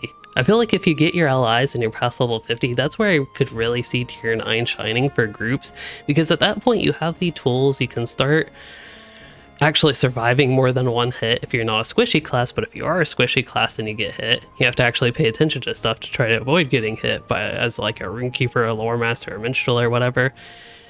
Or even Warden. Redline Wardens be squishy now. You just have all that stuff that I think can make it really engaging. Now, this character is already on max difficulty. He is one of the ones that I have already played. All these other characters have been new up to this point. But you see, that was a normal mob, and I actually did very well defeating the bee. So this Runekeeper does well, but all the other two Runekeepers have not done well. The contextual factors is both of them had very bad allies. Both of them had questionable gear. The 103 Runekeeper had decent gear, but it was for lower levels, and there's pretty big stat jumps at that point in the game. This character doesn't have great gear, but I think an obvious difference is I'm not getting half my health removed with each enemy attack, and I'm not getting almost one-shot by a mob that's like 10% of my size. But there I am, also getting hit for a lot. I know I didn't have the most health going into that fight, but something I would normally do in LOTRO landscape is I just run around chain pulling things like that, and there would be no danger. Now there is danger. But still, with the Runekeeper tools, I would think that I can start a fight like this and actually manage to successfully defeat the mob while I have a cat trying to rub the microphone and have her tail on my mouse. So it's hard for me to click buttons. Anyway, that is true. You also have to be stoned, and you have to be... yeah, pretty much that. Once you're a standing stone, then you can finally play a standing stone game. Standing stone games game. But anyway, Pants, you said you'll be back playing this. See, backpedaling, not the best idea. I'm not paying attention at all to the gameplay, trying to read chat and dodge this cat. Oh, that was an epic conclusion. I don't know if we need to see more with this character, but I'm gonna test Agroth because that's what we've done. I don't see it going that well. Pants, you said that you are going to be playing this game soon. Oh, one of your friends wants to try out a new MMO other than WoW. Yeah, LOTRO could be great. Instances and dungeons are fun in LOTRO. Hopefully you all, even if you run them just duo, have fun with that.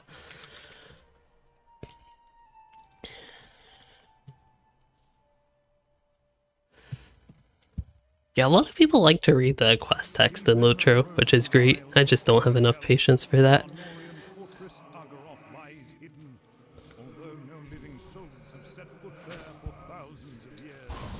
You'll notice on my other Runekeeper that I actually moved rid of lightning to 1 because that's where I thought I normally had it, but I do not. What is this? Intruders! Oh, that's some lag.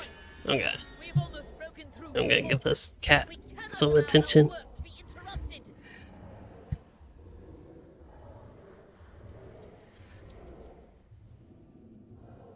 She must have had some itches or something here. She's really persistent on the back of her neck being scratched right now.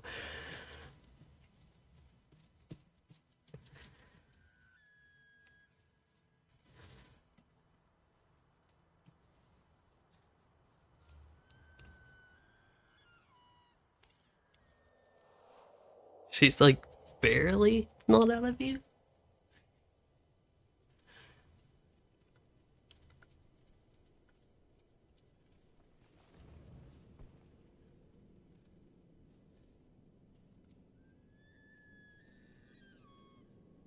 This is what she does to me when I am trying to sleep.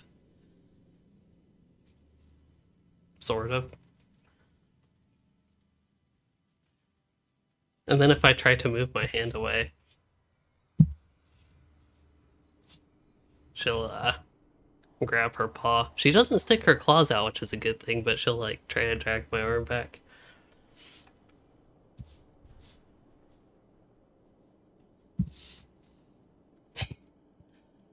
And she just moved my character.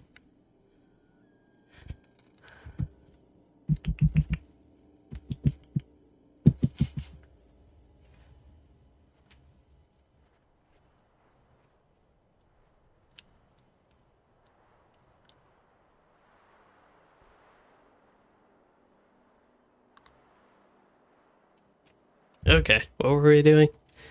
I think I had all my battle attunement built up and all rearing to go for this next fight. Ooh, perfect, they're way back there. I actually don't know this character's exact build, so I should be slightly on the safe side here. Okay, let's get the fire I am not getting any procs. Oh, this is bad. Hold up, where's my bubble? There it is. Oh, how am I alive? This is... Oh, 260? Oh, I got it. Wow. That was crazy. That took some... Okay, we had some bad gameplay, but that took some crazy maneuvers to not... to actually get that mob killed there at the end. But I think this really highlights why just being a higher level Runekeeper and the stuff that comes along with that survivability. I don't have good level 140 armor, but I have some decent-ish pieces. Just how different this is from both of the other Runekeepers who just could not survive at all in this scenario. Yeah, that was a pretty bad combo. I should still be able to defeat this guy, but I just gotta be a little bit on the careful side. Let's see if he's stunnable. Okay, good, he was stunnable. Now, what I think I will do here is go the bubble route. I don't know if that was the best idea. Well, he died anyway. Oh, there's another one. Perfect. Oh, I think I'm doing too much damage. That is actually a thing that's possible. Don't do whatever you're doing. Control 1. Oh, he put it on me. Okay, unlike the hunter, I actually survived that. Okay. So I'm going to do this. I didn't even do that much damage. I don't think it was worth it. And then we got our epic conclusion proc, so we gotta use that. Running into a corner. He's doing something funky, which scares me. Okay, I don't think that was actually anything. But see, this is... I'm actually going through this fairly well. And not even necessarily playing the best, but it's working. It's just so different than the experience I had on those previous characters. Oh, there's a sorcerer. If that gets the fire on me, then I am as good as destroyed. Ah, this is really funky. Okay, I'm running away. Oh, I got the wolf. Okay. Gotta focus on the hunter. The hunter was not stunned. This is bad. Yeah, I got hit for 200k at the end there. That was a good streak though. But this is like, if I were to rank the classes, for people that watch the stream at this point, how do I rank the Runekeeper? Because this Runekeeper is doing, I would say, almost as good as the hunter, maybe not quite as good as the hunter, but I'm doing a lot better than the burglar, I would say. But the other Runekeepers got completely destroyed and had no chance of surviving even. It's that guy throwing stuff through the fence. That mob cheats so hard. Oh, this is bad. Yeah, see, that was just no good though. But the hunter was able to get past this group. That's one thing as well. And I don't know that I can actually get past that group. As far as this group goes, it would be tough, but I think I might be able to get past this one. We got to time our crowd control very well. Also, I'm hitting the wrong thing, which is very terrible. But I think this is going to be all about crowd control timing here. Like now.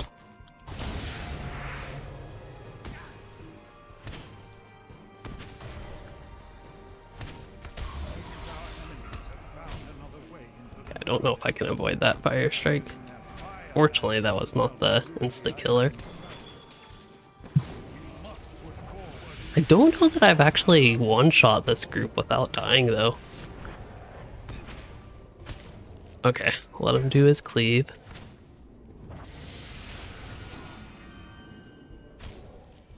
Shift 2. No fear of the Witch King. See, this, as far as I remember, that is the smoothest that group has gone. So based on this, I would definitely put Runekeeper ahead of Burglar, but again, the other Runekeepers got totally destroyed. But that's also why a video is so much more useful than just looking at a list where somebody says number 1 hunter, number 2 runekeeper, number 3 burglar like Joby 1. While I would agree with that, I would have to add in a video the extra context that if your runekeeper is poorly geared, has outdated old LIs that aren't even up with the new system, then they might get totally destroyed and be just about as bad as Lore Master, which so far I think has been, I would say, the worst class, but again, I had that 120 Lore Master that actually did fairly decently.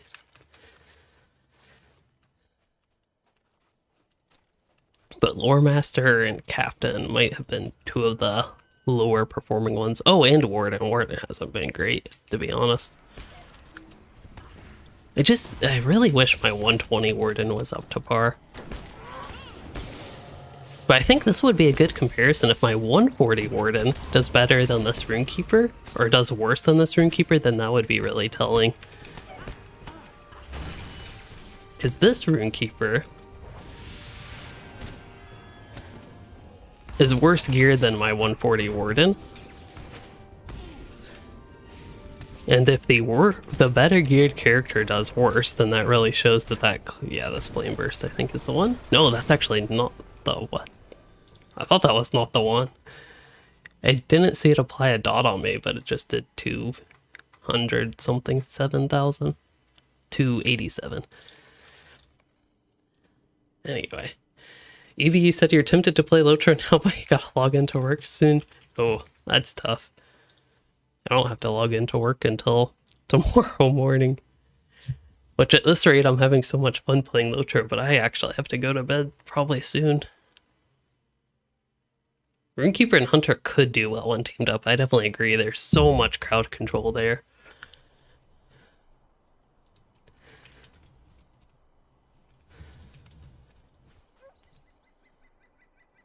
So yeah, if I rate a class on its like biggest potential, given gear and all the such, definitely Runekeeper would be number 2. Now, I should be excited to do Warden, shouldn't I? Warden's like my favorite class in the game, and it theoretically should be great at something like this, but I don't know that it is. We already tested low level Warden quite a bit. It was not bad. It was pretty good. It was one of the better ones at low level. Well, sort of. It's got a lot of tough stuff for it that doesn't work out as favorably as it might seem.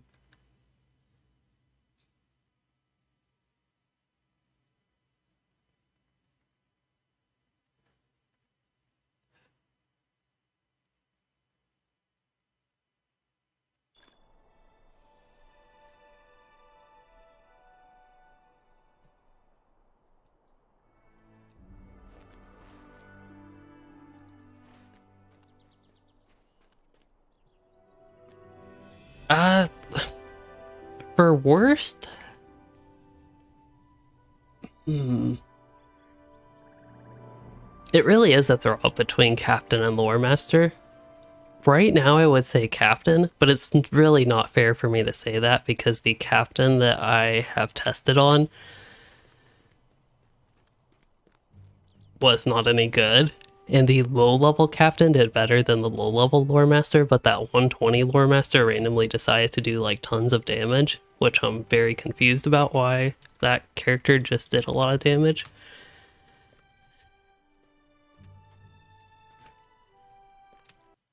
I have no idea what that emoji is, but thank you for the good stream comment, Joby1. I wonder if that's one of those random YouTube ones. Look at this guy hard at work. Looks like he's struggling to lift the wheelbarrow. It's probably because he's sliding it and not like letting the wheels rotate. You should maybe look into that. Work smarter, not harder. What is this? Delving box of clothing dye. Okay, I have seen that before. I just wasn't familiar with the icon.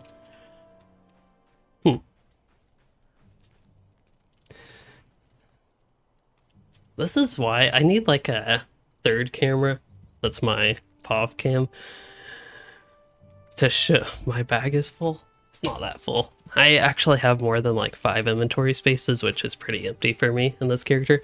But to show like when I'm way up here, that's me looking around. This cat, is her head gonna poke up?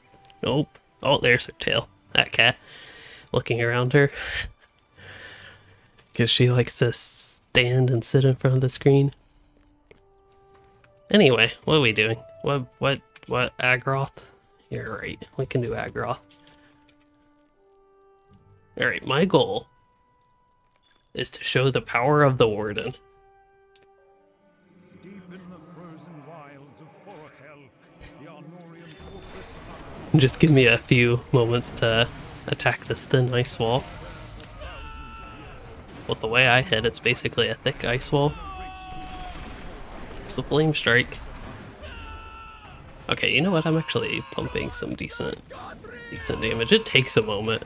But it's almost like an entirely different game when I play Warden with this system. We've almost broken through to the fortress. It reminds me a little bit of the old Warden, but the balance is actually normal for what you'd expect for Warden, where it's all in the dots. Oh, what was my tank gear? I forgot. I have so many earrings that I don't even know what I used to have equipped. And yes, that cat just smacked the screen. I actually don't know. I thought it had essences in it. Oh no, what earring did I have equipped? Because none of them have essences. I thought it was this one. Did I have a purple one? Earring? Oh, I might have had this purple one. Okay. Phew. And then definitely had this pocket item. And then I think my necklace. Yeah, necklace is still the one piece I really could use an upgrade on, I think. Otherwise, my gear is... This is about as well as I was geared at 130. Actually, it might be relatively better geared than I was at 130, even though I did more in-game content at 130. I just did in-game content very efficiently at 140 here. Okay, we're going to show the power of Warden. That is the goal. I have 2 million health. That's so about 3 times as much as my Runekeeper had. I don't even know what buffs I use, but it doesn't matter. I don't need buffs, I am a Warden. Wow. Spent so long trying to get that stun, I didn't even get it off. Oh no, I have that OP fire on me. I don't think there's any coming back from that, to be honest. Oh, this is bad. They're all on the heal as well. Oh no, this is not good. Must face target. What am I targeting? I also can't even see half the screen. Thanks to, well, half the screen's a little bit much. I can't see a quarter of the screen. Let's see. That quarter, I can't see that. Yeah, Warden got a lot of votes, but I think people have too much faith in the Warden. Oh, I pulled them. Okay. We just gotta not get hit by the fire dot and we're fine. I also don't have any of my buffs right now. Okay, I just gotta spam gambits, essentially. Preferably actually useful gambits, please. Okay, hopefully that's enough. I don't have any good cooldowns. I did live pretty long, considering everything that was hit me. I pulled both groups at once, which is not something, that's not something I should expect to be able to do. But I really think that's where the Blue Line Warden has the potential to shine over the other ones, is maybe you can actually survive an AoE. Ow, that did pull them. Okay, this is bad again.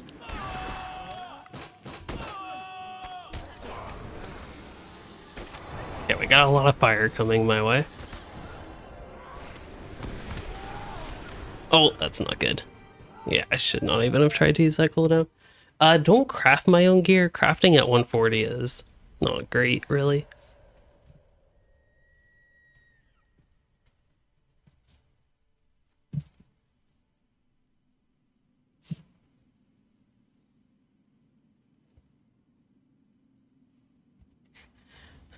Sorry, my cat made me think there was a bug or something that needed to be taken care of. They don't take care of bugs. They just like to watch bugs roam around the apartment. Guardian. I have not tested a high-level tank Guardian. They could probably do similar to what I'm doing on this Blue Warden and what I would do on a... Yeah, why are these pulling? I had that weird issue on the low-level, like medium-level Runekeeper, but now I'm having it on this Warden as well. Do I have my subscribers drink at least? I don't think so. Oh, that's not good. We're about to have a bunch of... Yep. Yellow armor. Alright, I'm gonna do the Pro Warden move and just stealth. Go stealth mode.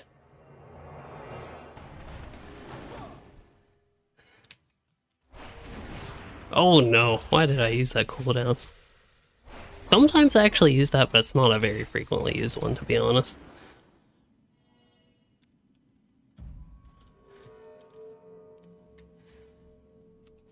If you play Warden, you have all the advantages of stealth that a burglar has. Oh, they're on their way back.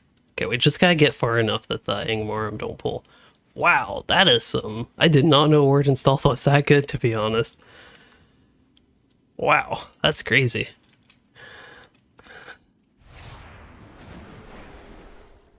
I'm not even going to... Yeah. I think this is a safe distance.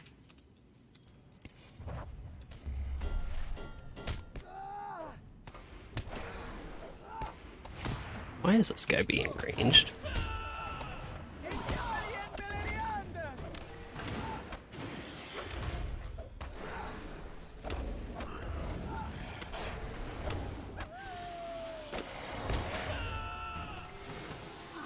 But yeah, another thing that I am able to do as a Warden, it would take longer, but I could also go full turtle mode, like I'm actually using some damaging gambits. Even right here, I'm perfectly comfortable. I got my heals rolling, I got all that sort of stuff. I'm just going to actually spam damage now. And this is where this actually highlights, I think, finally, the ability of Warden. It just, well, took me a moment to get here, and now I'm dying, so can I recover quickly? I think I can. Come on, I'm trying to talk about how good Warden is and not needing to go full turtle mode. But there we go. We got through that, and then a single mob like this should be really no issue. That is the wrong ability. Corruption removal, Warden's good at.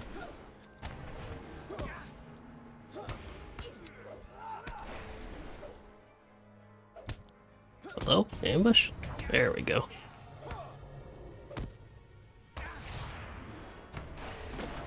Okay. Oh no, we did full 2. Alright, I think we can handle 2 though. Do y'all think we can handle 2? Okay, Flaming Cleave is probably not great to get hit by. Go ahead and use this. And then I need... Yeah, let's... on them. I waited too long. I should have had that. Your cat should be one, want to chase birds, but you don't think they would know what to do if they caught one. They're scaredy cats. Yeah, I could definitely see that with some cats. Okay, these guys are gonna pull. That's fine, we should be able to handle it now that it's just the 3. Should be able to. Ooh, that was probably not the play there. This is gonna suck. This is where it's really gonna suck. Try that.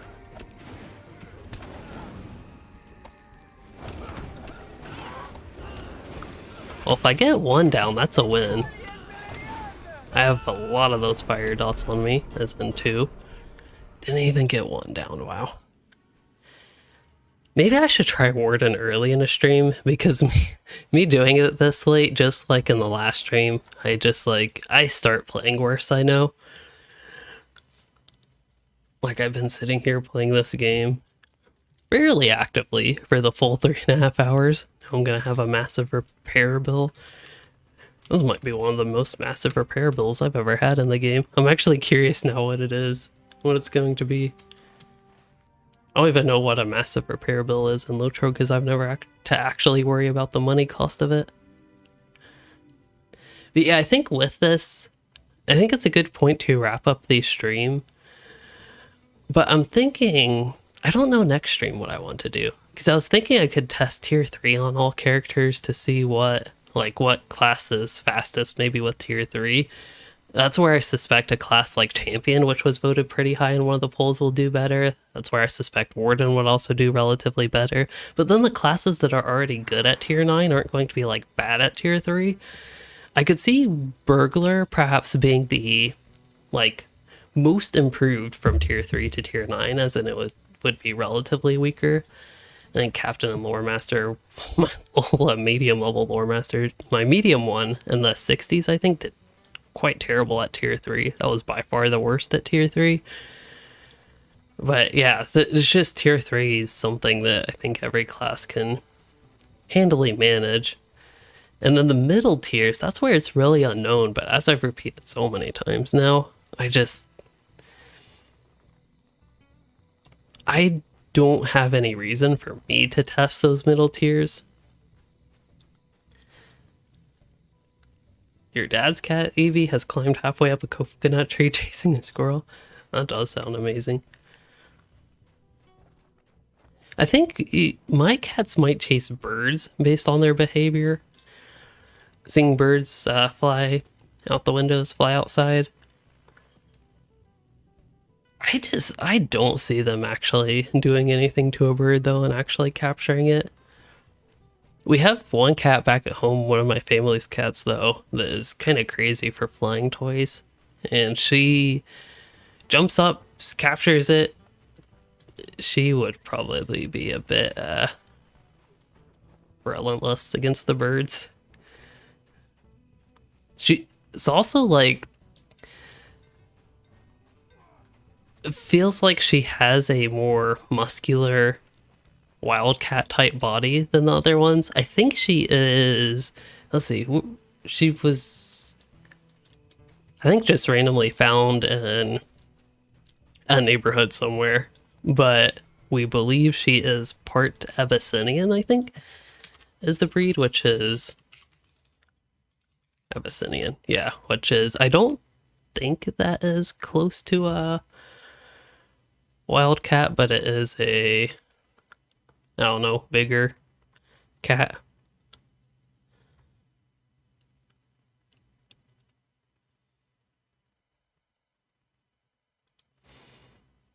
Anyway, yeah, she's kind of crazy. Well, basically every other cat that I know of, I just don't see them doing all that well chasing birds, even if they act like they might want to. Including these two. They already struggle getting flies. They might get. I think I've actually seen them get flies, but they don't do gnats. They just watch roaches. As gross as that is to say that I have roaches, but that's more of this apartment complex problem. It's actually mostly taken care of from, but yeah. They don't look spoiled. I mean, it's not like they have 2 cat beds right here. So they both can be up here with me. Anyway, I've been here way too long, so I think I'm going to wrap this stream up. Just like the previous one though, I hope it's helpful just to have even more gameplay of just different characters, different classes, different levels, different gears, different setups, different traits, different gameplay experience, different all sorts of things like that. I hope it's helpful to maybe see and give you ideas for your own playtime in LOTRO, or just fun to see if you are interested in playing any of these characters at these different difficulty levels. But I think next up, I don't know, there's a lot of possibilities, but it might be time for me to get to King's Gondor. Don't know. But until then, I hope you all enjoyed this stream, and if you did, consider liking and subscribing for more, or becoming a channel member to support the content. Thanks for joining, chatting, and watching, everyone.